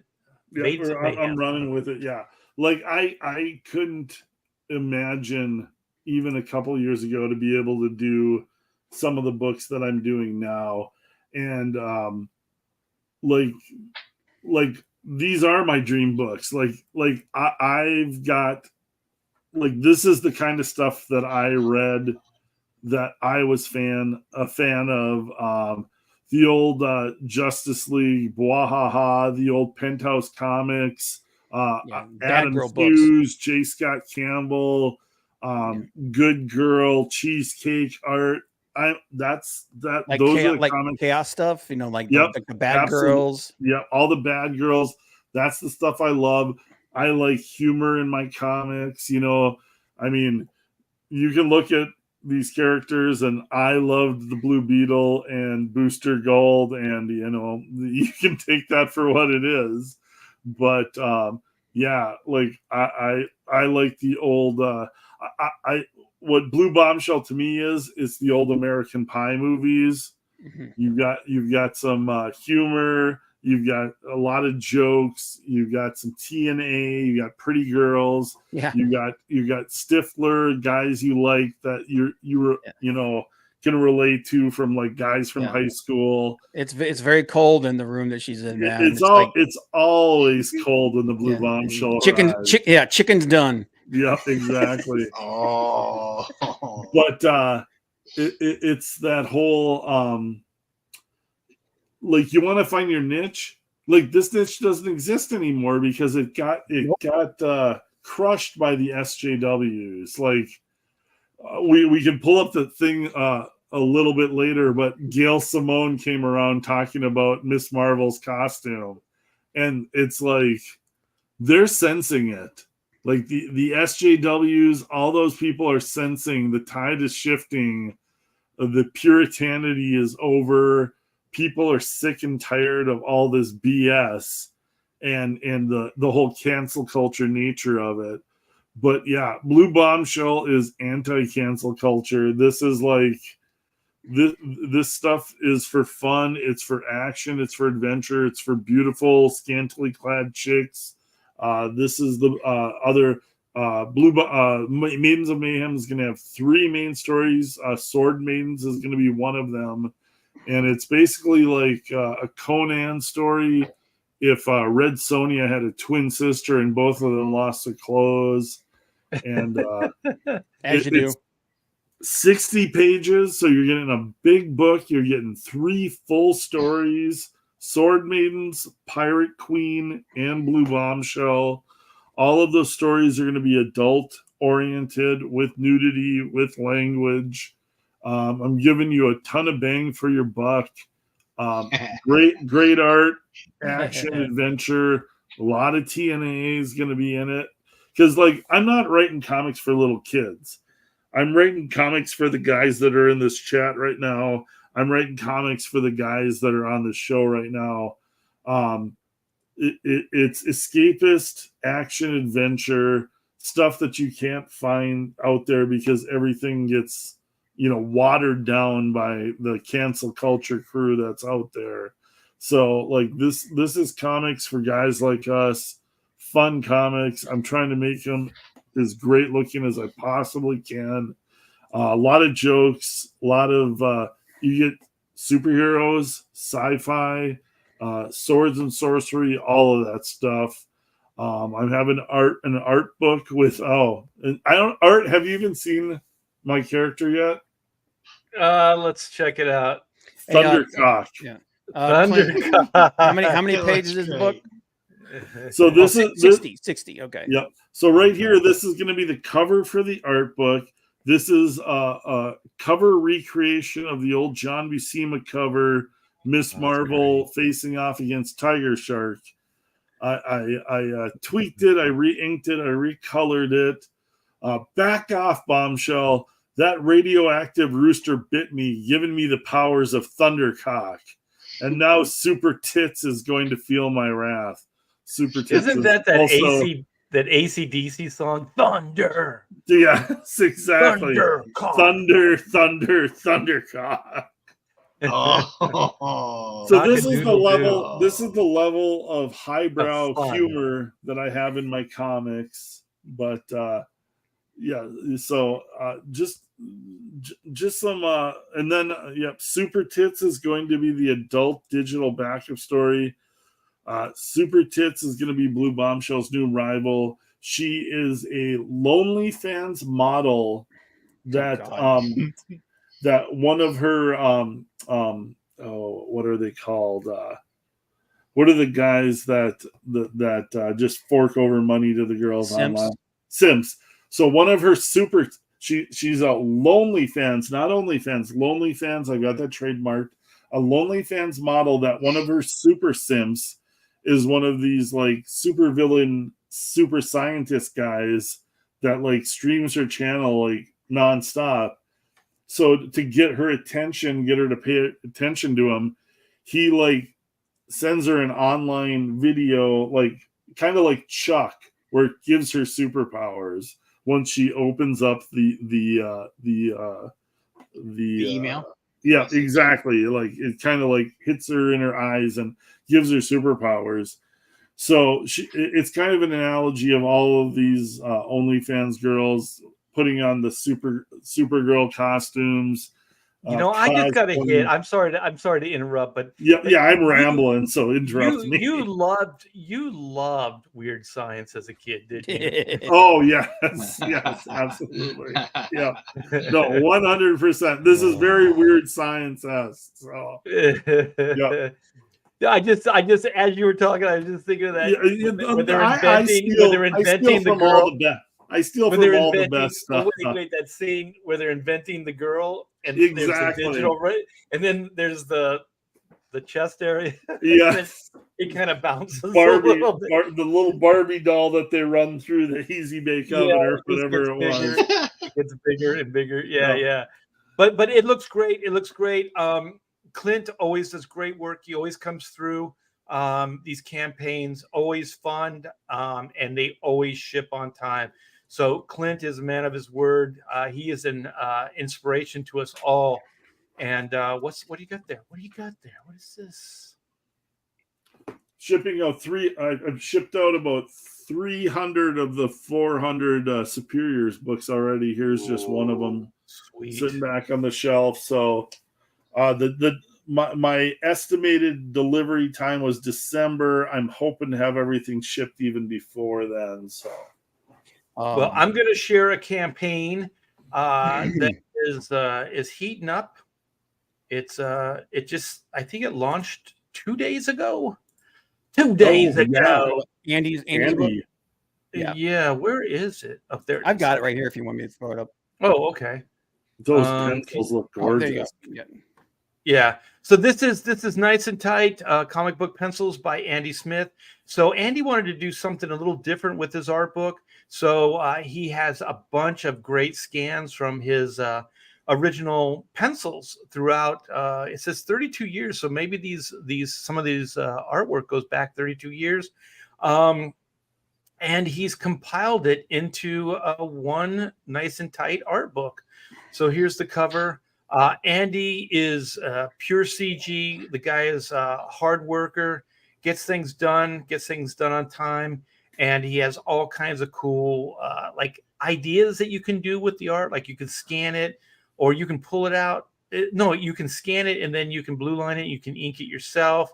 There's just all kinds of stuff here. So I don't have a link. Do you have a link? Okay. For it, you guys click on that and just run through and educate yourself on all this cool stuff that you can do with this art book, and just nothing more than just kind of a rare behind the scenes. I'm looking for some pages of just pencils.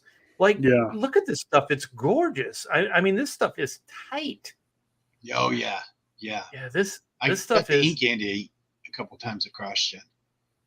Yeah, he's super really tight good. Pencils. Yeah. Just fantastic stuff. And he's a great guy. He's a bro. Come by, back his book, and you won't regret it.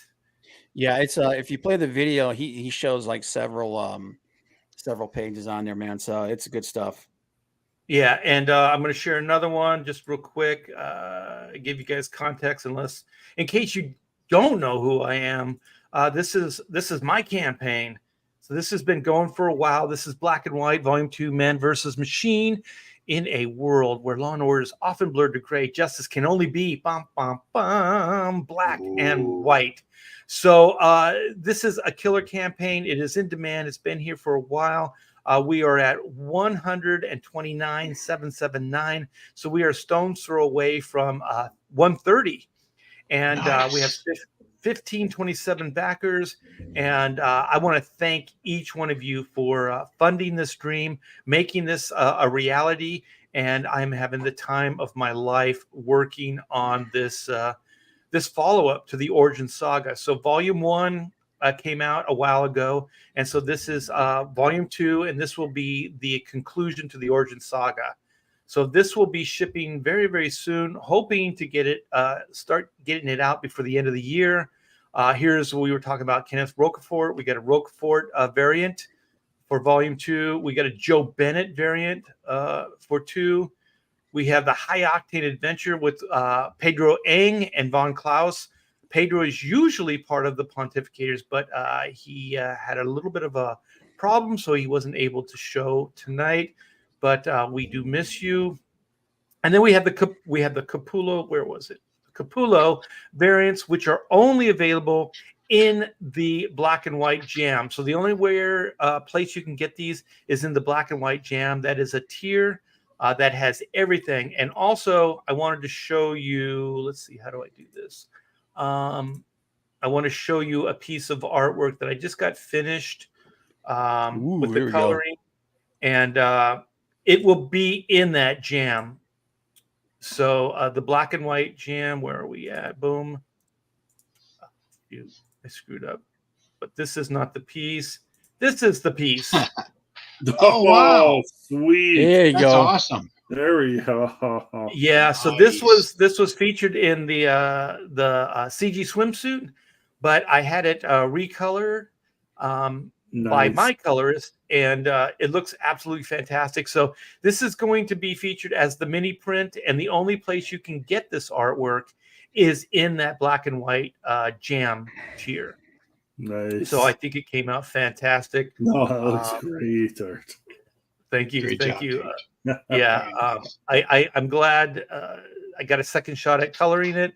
I thought the colors were good in the swimsuit, the CG swimsuit, but I think this just elevates it to that next level. Yeah. So yeah, you guys will get this. I want to do something special for you guys for that black and white jam. And here's an interior piece from the book.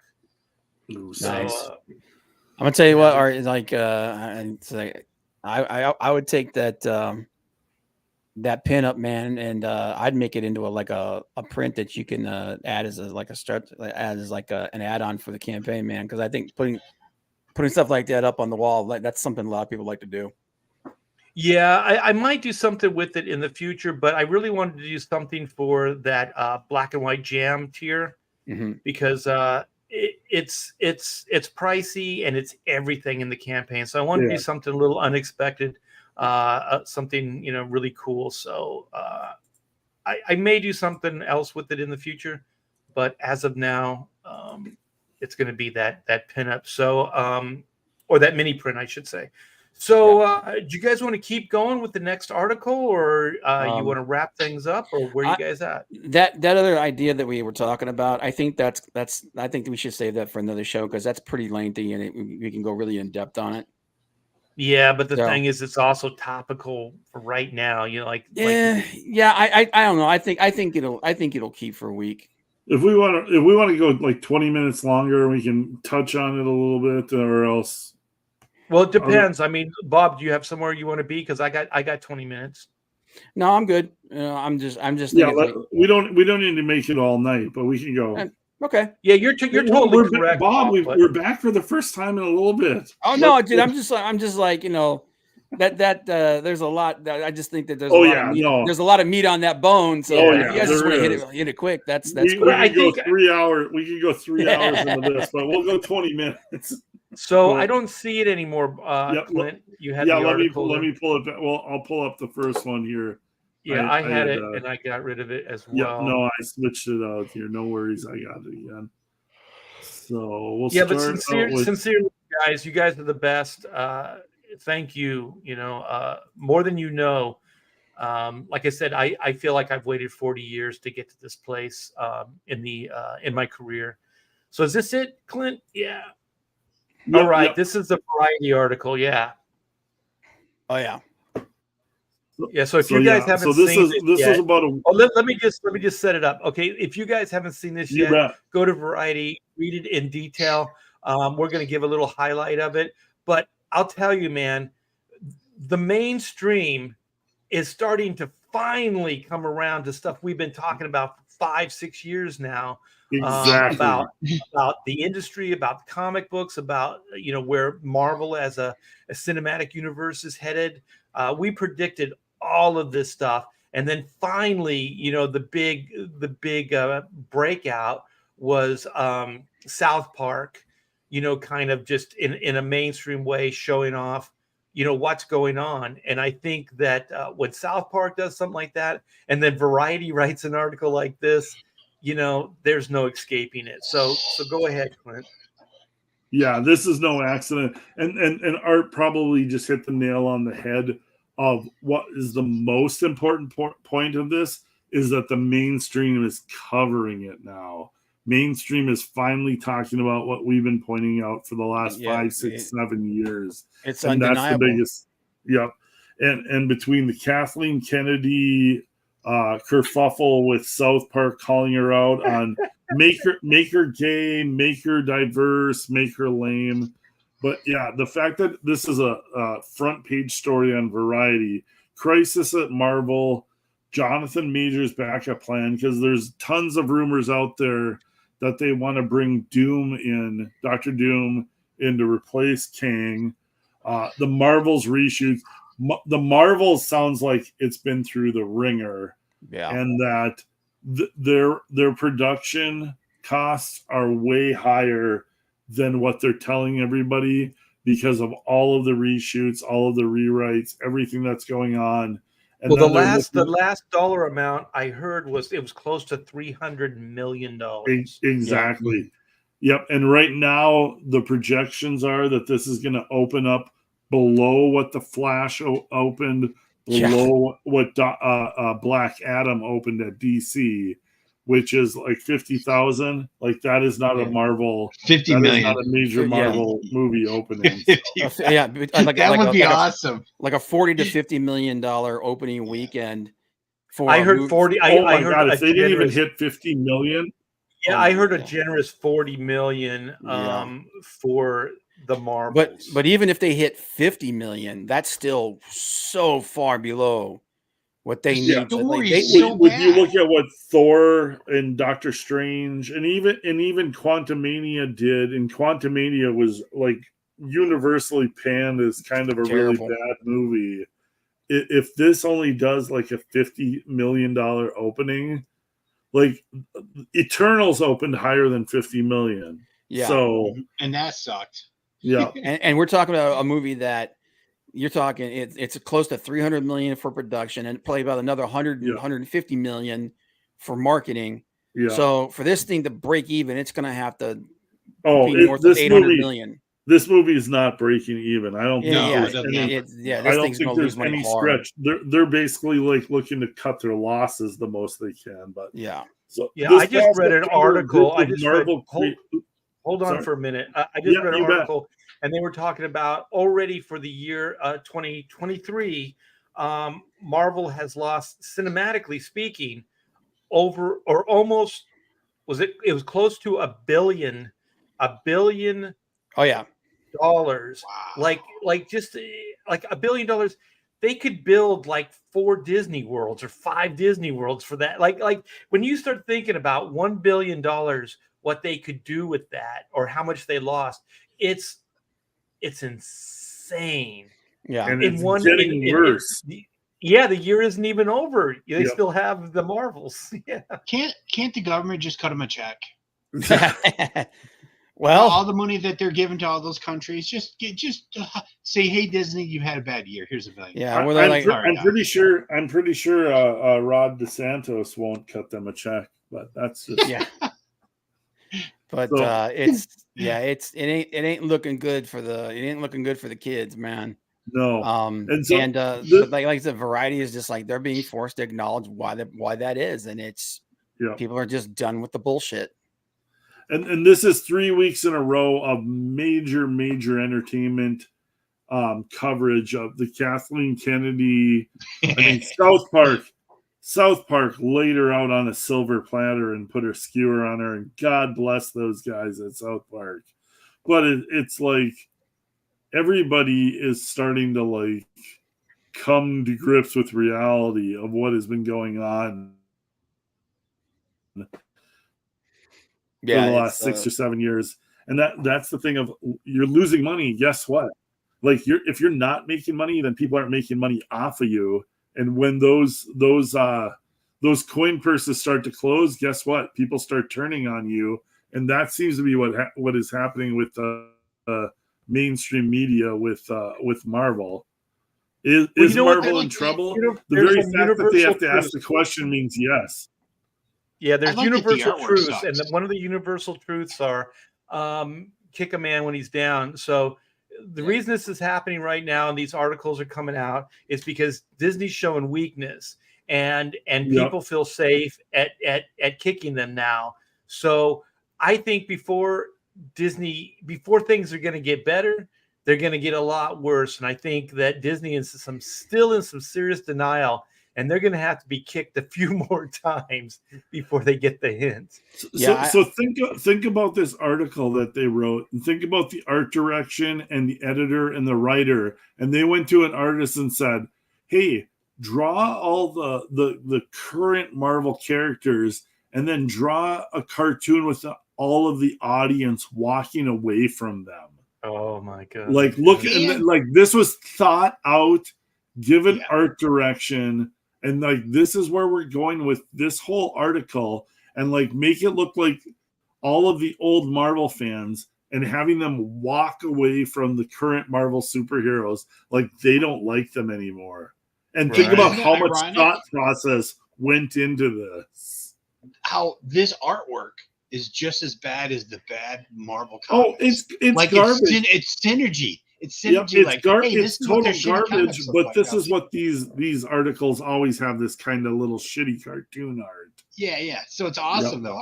That's the first thing I saw was like, oh look, it's a representation of their comic book company too. Just think of how weird it would be if it was done by some brilliant artist. So it would be so weird to see something like Jim this. Lee. Yeah, just like committed like to like the nth degree, like somewhere like a collector's like, I want that piece, but man, it's so pathetic and sad. It would be awesome. And they're all juiced up too. They're Jim Lee proportions. Oh yeah. They're like, is this in the movie? Because that's kind of cool. It shows you how much it's permeated though. It shows you how much it's permeated, because all these people work in Variety, whatever, they don't give a shit about Marvel movies. Yeah. They just they get their little stories and whatever and then run with them. So the fact that it's getting through to that level where they're putting this out there, and they don't even care about Disney crapping on Disney now, because a lot of these companies will suck up to the entertainment companies. That's just how it works. Yeah, well, Duck Bacon says I'd pay for that shirt. That T-shirt, man, we could totally replicate that T-shirt and sell it on CG. If Disney was smart, they'd be selling these things right now. Yeah, exactly.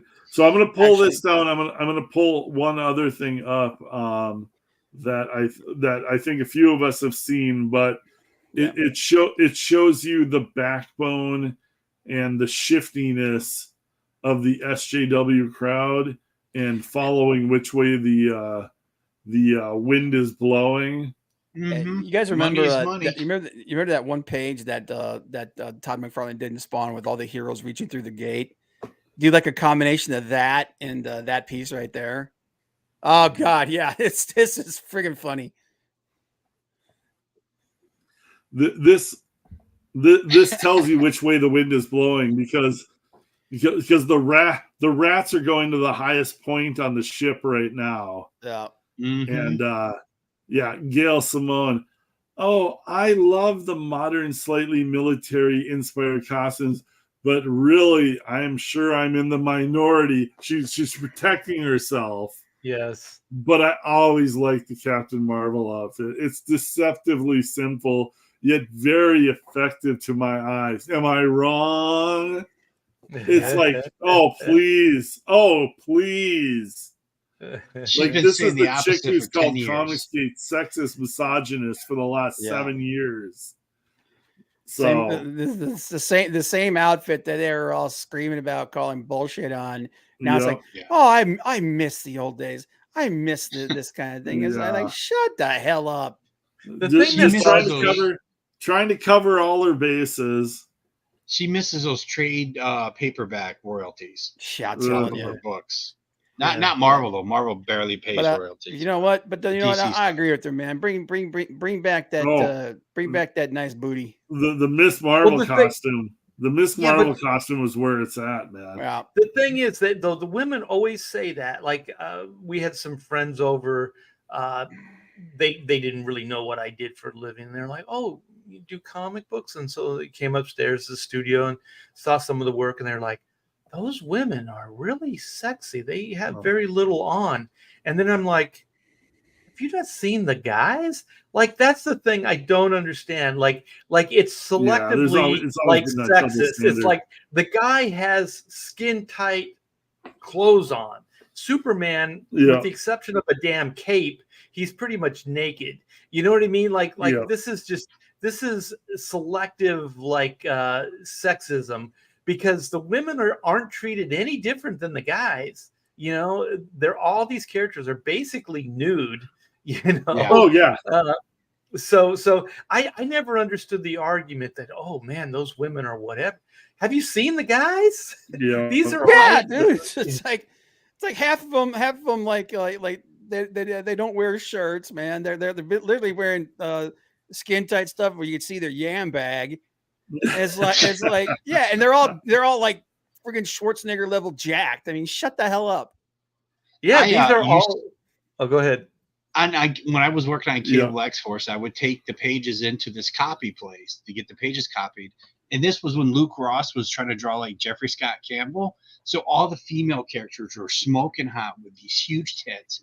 And it was always this super hot chick who would always have to scan, she'd take the pages and put it in the photocopier. And she would always make a comment how big the boobs were on the characters. And the whole time I'm sitting there going, have you looked in a mirror lately, sweetie pie? It was like, I'm like, do you want me to say something? Because this chick was, she was hot. Yeah, it was just like, remember that Spider-Woman cover that everyone lost their shit about? They're like, no woman's built like that. And then they find out it was actually based off of a real woman. And she's like sent in the picture, and they're like, oh shit. I think this is a good observation. This is a good observation from Pablo. The excuse for that was that male characters are power fantasies and not sexualized. How is the female character not a power fantasy for a woman? Like you're also, like any one of these, if you want to make these SJ arguments back, you can, because you could just go, okay, well, how is this not a female power fantasy for like Storm or Wonder Woman or any of these other stuff? If you're a woman or a girl reading these books, doesn't it work the same way? It's just it's bullshit. It's somebody just wanted to get pissed off or find a flaw in something just to find it, just to get upset about. Push their agenda. Oh yeah, push their agenda. It's silly. But what is this now? You want me to pull this up? Oh, this movie is not going to do well. Oh God. Yeah, this is just the Marvels review, and it's not good. Shockingly, I know. But we can close it out with this. But go ahead, Rob. I was going to say, I don't understand why a movie that made $1 billion, and we all know why it made $1 billion. It didn't make $1 billion because of Captain Marvel. But okay, you want to spend $300 million on a movie that is a Freaky Friday plot, and then it's not like that Captain Marvel character was interesting the last time we saw her. And the Marvel's character, nobody watched that on Disney Plus. They wanted to hire a bunch of people who knew nothing about comic books, and this is what you get. You get a $300 million movie that will make $300 million. Yeah. Well, they said like this looks like a Disney Plus production. It doesn't look big screen worthy. And the last trailer, they tried to start marketing it like it's an important film, because they know that's the gimmick that gets people in. But throwing in the member berries, right. But it's been what was it? Are we on phase 4 or was it phase 3 that we? Okay, so phase 4 was a colossal failure. The whole phase was. It wasn't like there were moments. The whole phase was a failure. Everything that they did was a failure. So everything after Endgame is bombed. Right. Guardians of the Galaxy did make money. Guardians of the Galaxy 3 made money. One exception, but it still didn't make the money that it really should have if it was a healthy Marvel universe. And the thing is, it's like now they're going after the member berries, and they're going like, remember the Marvel Universe that you spent a whole year destroying, or however long that phase 4 was going on. Like you purposefully didn't listen to anything anybody had to say. You followed your own agenda. You created your own worst nightmare, and now you got what you invested into. This is the movies you wanted to make. This is the crap you wanted to do, and you did it. So stop blaming people. If you want to make money, it's pure and simple. Phase 4, I'll tell you, I mean, we've speculated a lot on this show about stuff. Phase 4 should have been bring the X-Men in and bring the Fantastic Four in. That's it. Yeah. Like all this other shit is just, all you're doing is wasting everybody's time. Nobody cares about these characters. Nobody cares about this version of these characters. So all you're doing is it's like a comic book. Like you just read like a 3-issue story arc in Spider-Man, and it was amazing, right? And then all of a sudden there's a story about Aunt May. And you're like, fuck, I don't want to read this. This is stupid, right? And then maybe you get another cool story arc after the damn Aunt May storyline is done, right? So all this felt like this phase 4, it just felt like that they were just biding their time, right? It was just, but the thing is, that synergy, that energy, that buildup that you had, you didn't fulfill on the promise. You failed completely. You failed. Yeah. In so many different ways. And if your high bar is Endgame, right, then what do you do after that? Oh, you do the Marvels, you do an Ant-Man story, you do the Eternals, you do this bullshit, and that Black Panther movie too, that shouldn't have even been made. That should have just been, as soon as Chadwick Boseman died, they should just scrapped it. And just figured out, if you're gonna bring Black Panther back into the story, you have to figure out a different way to do it, because this is not the way to do it. And God, there were just so many failures. There were movies that I didn't even see. I didn't see Ant-Man Quantumania or whatever the hell it was called. You didn't miss much. You didn't miss anything. I watched it a second time I had my finger on the fast forward. So I watched the beginning, where they get sucked into the quantum universe. I fast forward through all the quantum universe bullshit, and I would just stop for the superhero versus King stuff. It's a fun, cool movie. It's also only like 35 minutes long. But it's a nice little 35-minute superhero story. Yeah, there's a lot of filler. Yeah, I felt that way with the Ang Lee Hulk. Like there's like the Hulk fighting those military planes, and he takes that tank and spins it around, throws it and stuff. Like that shit it's almost worth the price of admission. And when the Hulk is jumping from plane to plane, in the desert, that shit was great. So freaking, Jack Kirby Hulk, Herb Trimpe stuff. There is no better part of the Ang Lee Hulk than when the guy takes the rocket launcher when the Hulk is like stuck in that hallway with all the foam around him, and he takes the rocket launcher and shoots it, and it bounces off and hits the back wall, and he explodes forward, and then that was awesome. I wish we could help. Absolutely terrible. No, it's my frozen screen was about as good as that freeze frame in the Ang Lee Hulk. I think you made it better. A new YouTube show where we have an edit software that randomly chop stuff out of the audio and the video, and we make a show out of it. Just it makes no sense whatsoever. Guess what we say? I've got to work on my Wi-Fi. Yeah, but the thing is, like they brought this, Disney brought this on themselves. Oh yeah, the fans have been speaking out for years. Anybody that thought that this Marvels thing was going to work, the comic books didn't work. You doubled down time and time again, Kamala Khan is not a fan favorite. These characters just are, no one cares. No one cares. And you put $300 million into it, probably four and a half by the time, it's all said and done. And you're just not going to make it back. And also to go back again, like what is it? Randy Howe says, forget the box office. Miss Marvel didn't sell merchandise. That's a measure of an IP success. That first Miss Marvel movie didn't do shit, or Captain Marvel or whatever it was. It didn't do shit. So the only reason it was a success is because it was sandwiched between two big movies, and Marvel used that. You have to see this movie because it's important. And they lied. They lied. And now they're trying to do the same bullshit with this new movie.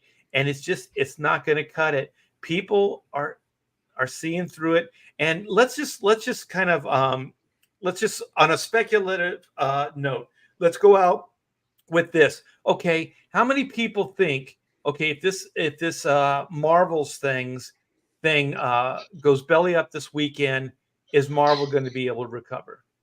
Ron, what do you say? I'm sorry. Oh, like, are they going to be able to get it back? Yeah. Yes, because they're going to hire Chris Evans and Robert Downey Jr. back. I don't think that's already the rumor going around. They're bringing back the five original Avengers with Downey Jr. and Chris Evans. Yep. They have to write the ship. Yeah, but even still, like I don't think that those guys are going to be able to do without the material. Like you could bring them back and Chris Evans back. Right, you could bring them back, but it's still not a guarantee of success. I mean, you have to have a story and you have to have a purpose for those characters. And I'll tell you, most people. 2 words: Jon Favreau. Yeah. Well, look what he did with the Mandalorian. I don't know. You're going to have to give that guy full carte blanche to do what he sees fit, because if you interfere at all, you're going to get, a Mandalorian season 3 or season 2 where it started going downhill. Yeah. I don't see. Yeah. Well, I'm going to go round robin. So what do you say, Bob? Can they bring it back? I think it'll be like if they do manage to come back, which they have not done yet, and they're going to have to shell out, man. They're going to have to shell out for Downey Jr. They're going to have to shell out for Scarlett Johansson, because they've pretty much, they're like we're moving on. Chris Evans, pretty much they're going to have to put bank out, and they're going to have to pay them out the nose. Well, Robert Downey Jr. is getting like $70 million. Yeah, he's getting like 70 million a freaking picture. It was something ridiculous. And will it uptick? Yeah, because all those people that they cultivated over that 10-year period, they'll come back for the member berries. But it's not gonna change the future unless they keep them there, and even though they're not going to. So what they're gonna have to completely change. They're gonna have to move away from the MCU, and I don't think that they're willing to do that. So I think this will be an attempt, like, hey, see guys, we're still the same Marvel that you loved and everything. We're still doing all the stuff that you wanted, But at the end of the day, man, it's like they're just going to double down, and it's going to be more like the clip that I'm sharing right now. Which is this it here? Oh yeah, that's it. Is that Kathleen Kennedy? Yeah. What did she say? Because I can't hear the sound. What is she saying, Bob? She's saying, put a chicken in it, make her lame and gay. Oh, is that Bambi in the background? Yeah. Live action Bambi.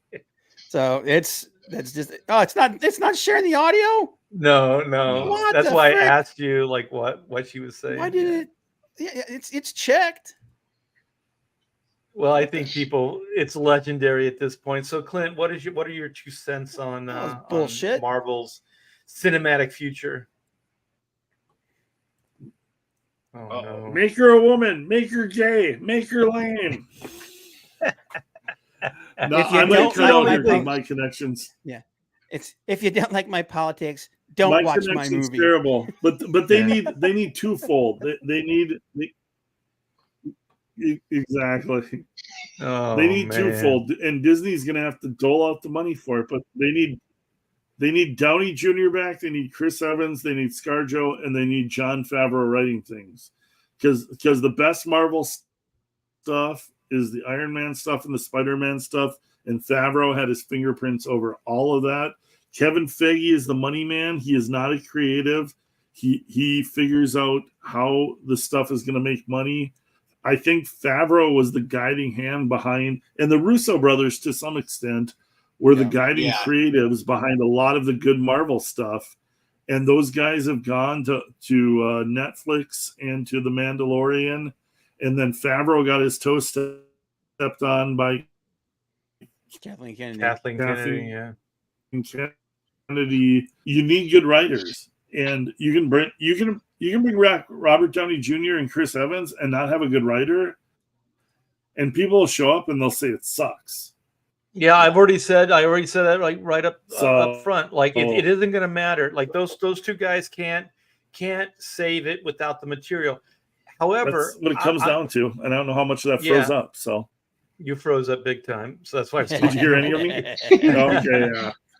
Okay, I'm out tonight. No, we heard it enough. Like, no, Clint, you made a point. Don't. Yeah, your point was made, so don't worry about it. I think just writing Jon Favreau writing, you can bring the actors back. Doesn't matter. I agree with the Russo brothers, but you know what? There's a lot of other creative people that just need an opportunity to prove themselves. The Russo brothers came out of nowhere. Favreau had a little bit of a reputation before that, but the Russo brothers really didn't. So I think you can find those people. You just have to look. And also, I don't want to see the Marvel universe go backwards. I don't care. I don't care about Steve, whatever, or what's his name, Chris Evans, redoing Captain America. I don't care about Tony Stark. I'm not even set against like a new Iron Man or some type of new Captain America, but they have to be on the level of, at least on the level that they're replacing. You can't put somebody in that's less than Robert Downey Jr. You can't put somebody in that's less than Chris, what is the Chris Evans name? Chris Evans, you just can't do that. So I don't even think it's a worthwhile venture. I think it's pointless. It's not going to, like you guys even admitted, it's going to be short-term gain. You're going to get some speculators like, oh, cool, they're back. You can create a hoopla about it, but ultimately, it's not going to move the universe forward. It's not. What if you wrap that up with the X-Men? That's where I'm going. Where I'm going with it. That's where I'm going with it. Like where I'm going is that you need a storyline that is important. Like the Thanos storyline was important. It seamlessly connected everything in a cinematic way. Like in comic books, you don't have to do stuff like that, but cinematically, you have to. It has to be coherent. There has to be some kind of through line. Otherwise, you're not going to really be able to follow it. So Phase 4 was all over the place. They tried to bring some coherency to it, but it was all over the place. It was a clusterfuck, right? So if they're going to move forward, they need a 10-year game plan. And the good thing that Marvel still has is they have the Fantastic Four and they have the X-Men. And I'm telling you right now, those actors are not the saviors. Those two franchises are the saviors. But they have to duplicate what they did the first 10 years with those franchises, right? Yeah. The Fantastic Four is an important franchise to the Marvel Universe. You could easily create a 10-year spectacle based on the Fantastic Four, but set it up from issue or episode 1, and then reveal, Galactus or whatever the hell the big threat's going to be. You have it cross over all this stuff. Any of the Fantastic Four villains are worthy of a Marvel Universe epic crossover, right? And most of those villains are all worthy of that. So That's what I would do. And also just go back to the casting couch, like, well, not the casting couch, but just go back to casting. Oh, yeah. You know, like there doesn't have to be any hanky panky going on, but go back to casting. You know, like they found Tom Holland. Holy shit, man. Tom Holland's a great Spider-Man. They found what's his name for Doctor Strange. They didn't give him anything to do. Benedict Cumberbatch. Yeah. Benedict Cumberbatch. I have a question for you. Okay. What do you think about the horrible multiverse? Do you think if they bring in Fantastic Four, it's Fantastic Four in the Marvel universe we've already seen, not in a separate universe of BS? No, not because I think they need to unify Fantastic Four into Iron Man and Thor and Hulk and all those guys. Yeah. I agree. Same with the X-Men. That's what people care about. You know, like as soon as they went into that time travel stuff with the Marvel universe, and then it was like the quantum realm, and then the quantum realm wasn't a macro verse or a mini verse. It was like it had something to do with time travel now. It's like, no, don't. Once you bring those concepts into stuff, you're doomed. You're done, man. Because time travel is the most powerful thing you could ever introduce to anything. If you could master time travel, you can do anything. And I just think it's such a danger, like that Loki stuff. And then what's the villain? The guy that Kang, and that guy just got fired and stuff. I think that all was a blessing. I think they should ditch that villain, all that time travel stuff, and just do away with it. Just act like it didn't happen. And the multiverse, get rid of that, because multiverse is off. You kill a character and then you can bring them back in 2 years, and it means nothing. There's no stakes. I understand. Yeah, exactly. No stakes at all. Right. And that's time travel too. I understand, like Hollywood going, okay, this actor's going to age out. You know, we got 10 years out of Robert Downey Jr. They're going to age out. So if we bring in a multiverse, then we can bring in another Iron Man. You know what I mean? And we can keep that character going in a new way. Yeah. But the thing is, you have such a vast universe. Why think of the past? Duplicate it. Make it better. Make it bigger. Make it more fantastic. The X-Men alone is a Marvel universe. You know what I mean? Like that franchise is a universe unto itself. You could go easily 10 years with just the X-Men universe. You know, you have more than enough to work with. And a lot of these characters already have mainstream, not appeal, but people know them. The X-Men have had the cartoons. They've had the movies. The Fantastic Four, a little less, but they've had some mainstream success. And the thing is, you know, they're talking about bringing in the Fox stuff, and you know, they've already done some of that shit in, what was that? What movie was that? The Doctor Strange movie where they brought like Patrick Stewart was Stewart, and they did all that. Like, what the fuck are you guys? This is a publicity stunt. There's no substance to this at all. No, who cares? Like, right. And the thing is, like, what's his name that played Wolverine? The actor. Thank you, Bob. I don't want to see him play the Wolverine again. I don't care. I don't want to see any of those actors playing those characters. Deadpool 3. I don't want to see it. I don't want to see it. Like, what I want to see is I want to see new people, like somebody like Chris Evans or Chadwick Boseman that came seemingly out of nowhere, right? Chris Hemsworth. Holy fuck. You know, I thought they would never be able to cast a Thor, and yet there's Chris Hemsworth.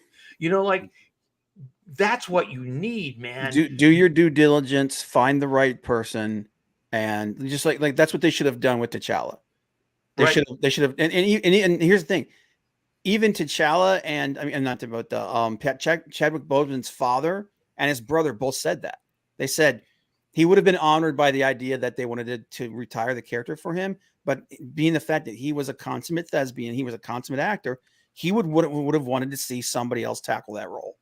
And they did that with Rhodey, the Rhodey character. I mean, they've done it with the Hulk. They've done it before. And I don't know if you guys watched was it some of the guys, was it like Mark with a C and Young Rip and those guys, they actually were talking to Director X, that guy that directed that piece of shit Robin Hood TV series. And he brought something up in that discussion, that they also, when they talked to I can't remember the guy's name, Ryan Coogler, the guy that directed the Black Panther movie, Right. that they asked him, like, why didn't you just recast or whatnot? And they said, well, we were surrounded by black writers and whatnot, and not once did it ever come up to us, because it was like, you're killing off this important character, but you're also killing off the father figure, which is like a big trope, like one of the things that people talk about is like wrong with black society. And then the same thing happened with Robin Hood. Is like, you created these characters, you took these characters and turned them into these tropes. And he's like, well, we never considered that. I think that's a factor in all of this too. They're surrounded by this echo chamber. They're not hearing these things that need to be said. Well, it's like when they did Batman 3, the Chris Nolan. Like, I heard that there was a Joker. He was part of the story. He's part of the script. Mm-hmm. And when they go into Arkham, you can kind of see that this was kind of a Joker scene, but they gave it to what was it, Scarecrow or something like that. Like they run scared. Like, oh, this guy was so important, we could never recast him. Why? Yeah. Like, Black Panther has been around for 70 years or whatever. Yeah. They've had numerous artists, numerous renditions of the character. There's been how many people that have played Batman? I think the characters can succeed beyond that. But the thing is, you have to get somebody as good as Chadwick Boseman or somebody better.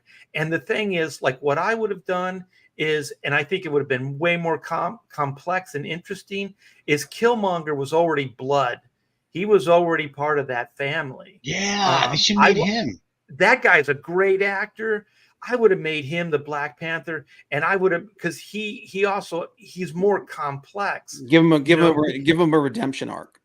He already kind of did. But he saw the flaws before Chadwick Boseman's character. He saw the flaws in his father. He saw the flaws in Wakanda a decade or whatever before this story was even told. Like, that guy, he just took it into a dark place. Yeah, right. Don't give him a redemption arc. Just have him killing Namor. Like, literally, he only does what he does, and he walks away still the bad guy. Like, I like to say that he wasn't necessarily a bad guy. Like, he was the guy that got effed around, but he still saw the truth, and he was still in his own way fighting to expose the truth. Yeah, he just like I said, he just took it into a dark place. Yeah, a very dark place. Leaders kill people all the time. That's.